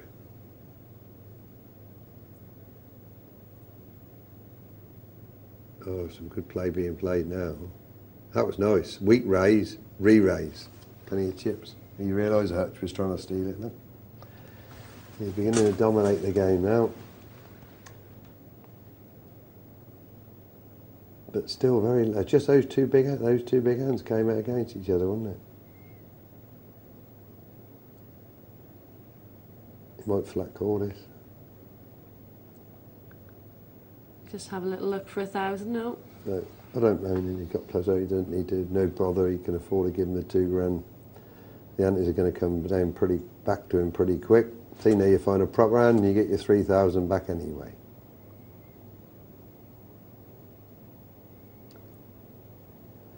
Hutch is now really desperately wants Panini out of the way.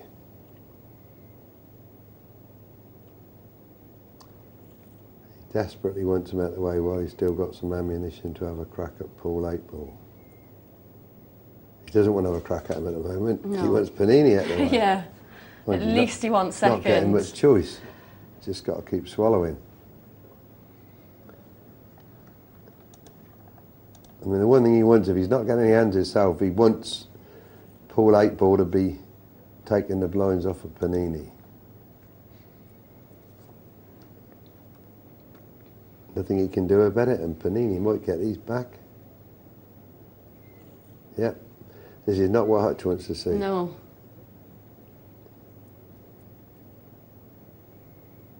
That's a bit better for him. No, he'd definitely take Panini on if Panini made a move then. He would definitely took him on. So that got him his blinds. They're all getting their blinds back.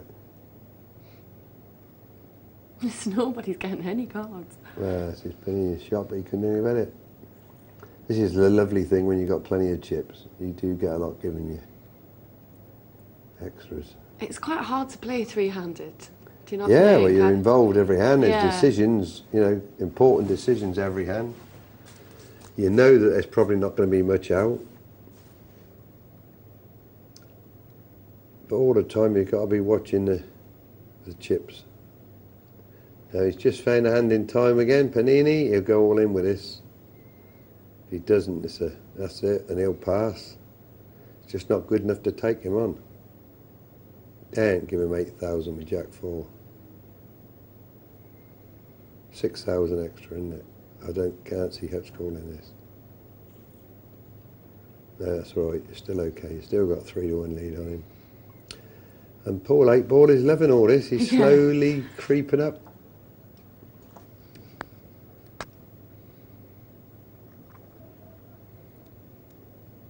Poor old Hutch at the moment.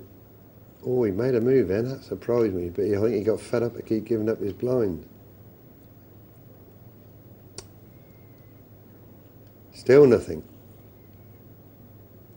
And Panini gets the blinds again. I thought Paul 8 Ball might have had a shot at him there with that hand.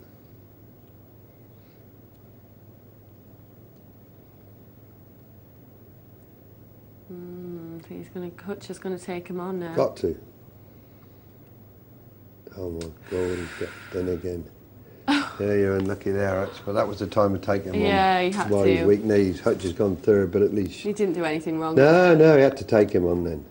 I was a little bit surprised Panini moved all in. He's been playing so cautiously. Now that's changed things dramatically.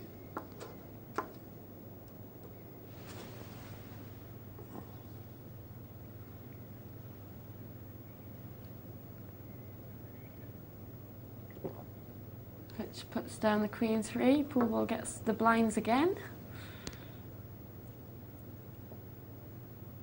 Now we might see Hutch and Panini go in here. Pool ball's got the 4s. No.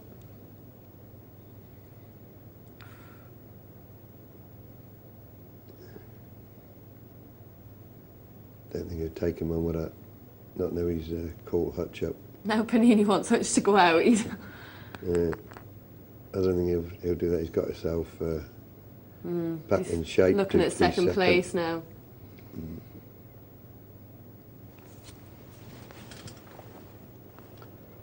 Oh, Hutch is going all in.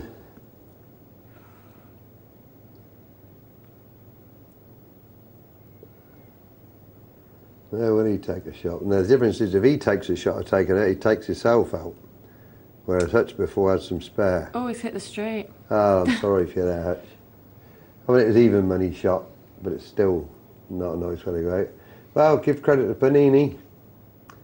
He hung in there. Yeah, he did. And now he's only just over a 5-2 shot against Paul 8 Ball. Just shows you how it can change, doesn't it? We have to be patient And sometimes. you've got to just hang in there. You haven't got to get that lucky. Just the odd hand that's out at the right time. He did well though, didn't he? He didn't panic. He played cautiously, put down. Yeah. He took his gamble just a lot then. of hands, and I think other people would have just pushed in and waited. Yeah. So Hutch, $127 for third place. What's second place? Is 204, so it's quite a big big jump. Yeah, I think you're a bit unlucky there, Hutch, to not get second. But I'm probably a bit biased, being as you're one of the club. Mm-hmm. And 306 for first place, so another big jump. Yeah, but that's how it should be in these multi-day one thing. It's a long, hard slog. You deserve to get. You want every place to be worth it. If you. Yeah, no, he didn't make a move. Nothing's changed much. This could go on for quite a bit. None of them are actually going crazy. Panini's still got just a chance if he can get a double up. He's a double up and he goes in the lead. Yeah.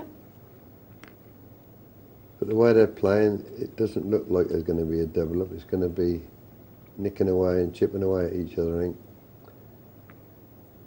And that's a couple of big hands run into each other. That's a bit unlucky because you'd think your ace was winning. And I like that, you make dead sure that he knows he hasn't got a queen. Don't give him a chance to hit an overcard. And all of a sudden it's getting nearer 2 to 1 now. He raised 4, oh, he raised a bit more. Gradually beginning to close the gap. Incidentally, while we're doing this, there's one thing I meant to, I gave it a bit of thought driving up here. If you happen to be watching Danny, and you were asking my advice, I'd say definitely get a stronger front door. You'll know what I mean. It's just a little problem, but get a stronger front door. If you feel that you want. Do you know what? I won't even ask. No, don't. No. You may email in, but it's not. But I meant to say that earlier, actually. Because we're getting near the end of the show, aren't we? Yeah, not long left.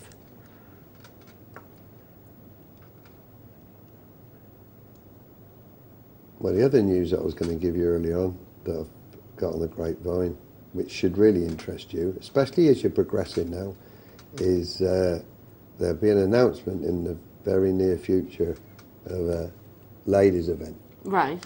Which, with any doubt, I'm sure, will be the biggest live ladies' event ever outside of America.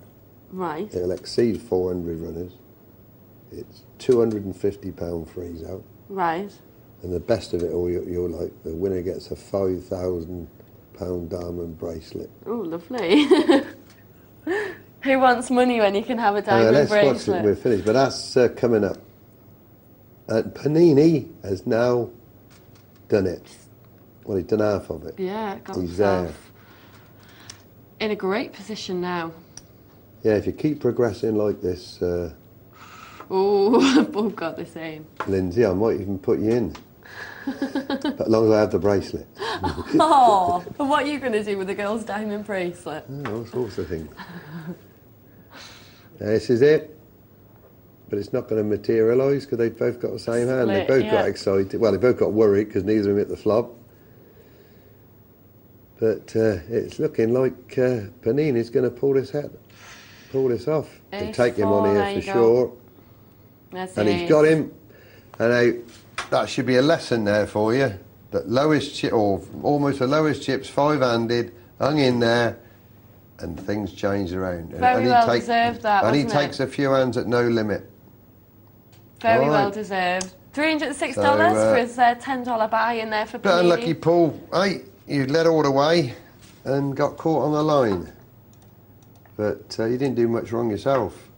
The guy just hung in there and pulled it off in the end. But well played, Panini. Yeah, great finish. And there just goes to show you how much these tournaments can change towards the end. And never lose hope, never lose hope. Let's have a quick look at a cash game. Yeah, let's head over to a bit of off. cash. See if we've got any late people staying up late. Snap It is doing well. $133, unless he's had 5 pull-ups. So he's on a winning run. Anybody left from when we started? The SAS is on there.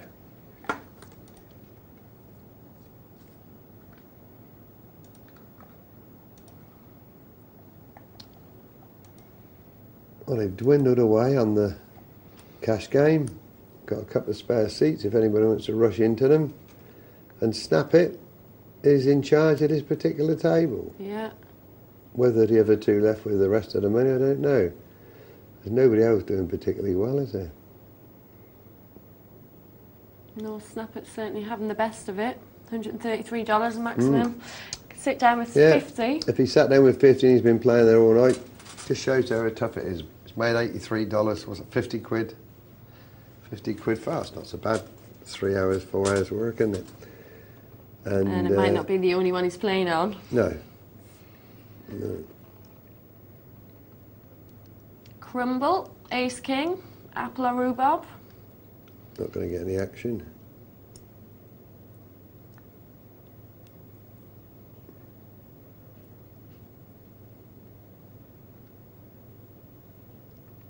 I mean, these are the games that we watch, and apparently not watching so many of them anymore, but these are the games where you actually do learn how to play the game. But the multi-tables and the sit and goes and the beat the presenter are a bit more exciting than that. Yeah. But this is the where you bottom learn line the is, if you textbook really, solid poker. for you people out there, you beginners, you really want to learn about the game, and in the end you're going to have to beat these cash games if you're going to make any real money. This is sometimes pretty boring, but this is what you've got to learn, the basics.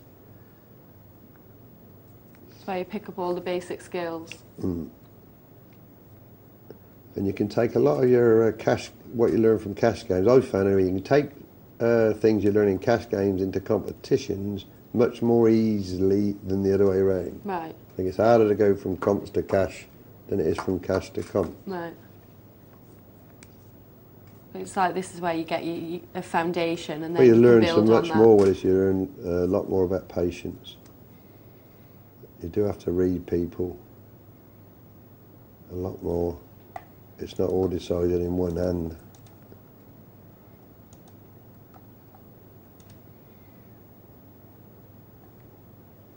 That's unlucky. Is it spades there? Or, yeah, 2 spades there. He's got the flush. Yeah, he's got the flush. Didn't want to see that card, Big Slim, did he? No. And that's just about enough for him not to... Did he just... He folded it, yeah. Oh. I think Mitch is going to happen this hand. Well, I've enjoyed tonight anyway, Lyndsay. I have as well, even though you've been calling me Leslie. No, yeah, I did say Lyndsay then. It's always nice working with you, and I'm ever so pleased to see you've improved. I'm glad you thought so. I feel better now that I played okay. You're coming on a lot. You're coming on fast now. See, I'm listening to what you tell me. You were a proper dreamy when I first ran into you, as far as poker is concerned. But you've come in on a lot now. I take it all on board. You're taking it much more seriously.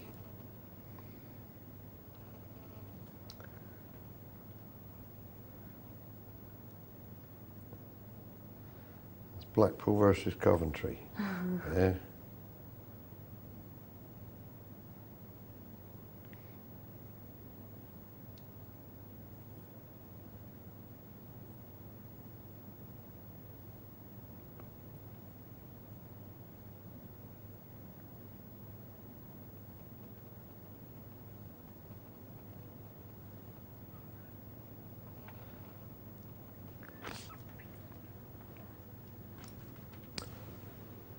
Cat on a shed, that's a nice name, isn't it? Not the cat on the hot tin roof. Oh, it was amazing how they come up with these names, isn't it? We do it deliberately sometimes, though, so that we have to read them out. Like you before with Ivor. Yeah, well, it's okay, isn't it? No harm done, it's not... really nasty. I mean, some of them are really bad. Well, it looks like this may well be the last time we're going to see. I'll say goodnight to Snap It and SAS, because I know them. Very nice to see you on the show. And I hope to see you tomorrow, Snap It. See if you can turn this one in night into one tomorrow. You'll find out. But I'll have you. You've been warned. You've got a chance. I've got a long drive home. I'll be tired tomorrow. I'll make my excuses already. Yeah. We got anything else to come up? Yeah, I'm going to squeeze in a couple of emails before we go. I've got one from Trip6 who says, it's Trip6 again. I just wanted to share my night with you. After having a really pants month so far on the cash tables, I decided to switch to single table tourneys, which I don't really play. I've played 6 $10 sit and goes, 9 players, all with 2,000 starting chips, 8-minute levels and 20/40 starting blinds, a structure that I like and the standard for the site I play on. I've cashed in all 6, 1 first, 4 seconds and 1 third. Best one of the night was the one where our street had a power cut in the 21st century, tut tut. I got back on after about 15 minutes with 600 or so chips left. and managed to take second place. I think I'll stick with these for a while. As for my pet peeves earlier, I agree that all-ins are great, but my bankroll has seen the short end of them at the moment and isn't happy. Ah, that's nice, and it's a good thing actually. If I'm running badly in the cash games, it can get frustrating. Your game can drop, and I often go to a sit and go simply because they take an hour. You can play in a small sit and go, calms you down, and you get back into the feel of it. You don't do any damage. And in your case, it's worked really well. You've managed to knock off 6. Well done. Greek Fish has been in touch and says, "Hi Malcolm, I hope you're well. I wanted to ask you a question. As you know, I'm an online player and I had an amazing hand last night and wanted to ask you the odds of this. 4 hands dealt on a 20-50 game cash game. Aces, kings, queens, jacks dealt. 10 high flop, all the money goes in. What are the odds, please, mate?" I'm glad he's asked you that, not me. No, seriously, if you'd have asked me that 2 hours ago, I'd have given you a smack on, you know, probably to the nearest 10. But at 2 o'clock, I can't get anywhere near it now. But I have seen that once before. I've played in a live game in Las Vegas, and I've seen aces, kings, queens, and jacks out. It wasn't a 10-0 flop. But the odds, I've got no idea. I wonder who won. Well, with a 10 on the board, I should imagine it probably... Oh, no, it'd be interesting, wouldn't it, to have known it could have been anything. Only 2 more cards to come, though. It's possible the aces survived. Yeah. Very unlikely, though, very unlikely. But no idea. I really haven't got any idea. I've got no idea. Astronomical. But there you go. Thanks for your email, Greek Fish, anyway. Can only happen online. Yeah. But I saw it happen live. The same 4 hands. In Vegas. Yeah. Yeah, in a big tournament in the bicycle club. Yeah. But thanks for all the emails and texts tonight anyway, guys. We've had some really good stuff coming through. Cass and Dr. Tom are on tomorrow night. Yeah, so you get the cream. You've had us tonight, you get the cream tomorrow. Cream of the crops tomorrow, Cass and Dr. Tom. Yeah, They've great couple, great pairing. Spin Palace MTT as well, they'll be looking at. Not sure who's going to be playing in the Beat the Presenter tournament, because Cass has been having a pretty good run, hasn't he? So. Well, last time it was about 7 draws out of 7. I don't know that he's had a blank really yet. well, really well. So what about you? Any poker this week?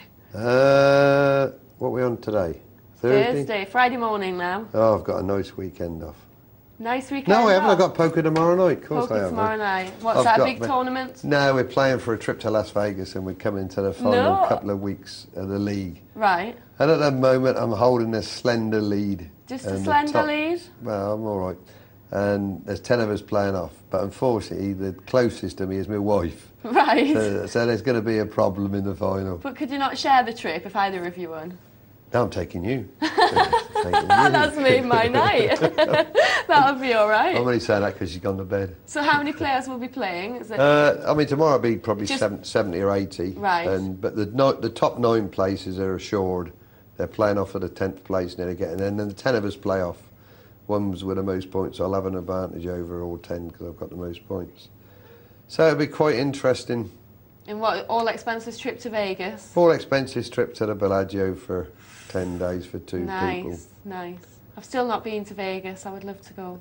But Devilfish gave you the shot. You gave me the option to go to the Bellagio. Come on, I can assure you, going to Vegas with me won't be quite the same as going with Devilfish. I wouldn't come back in one piece with him biting my neck. Right, Good night, guys. everybody. Thanks for watching. You've been brilliant. Tune in from 10 tomorrow for Cass and Dr. Tom. Good night.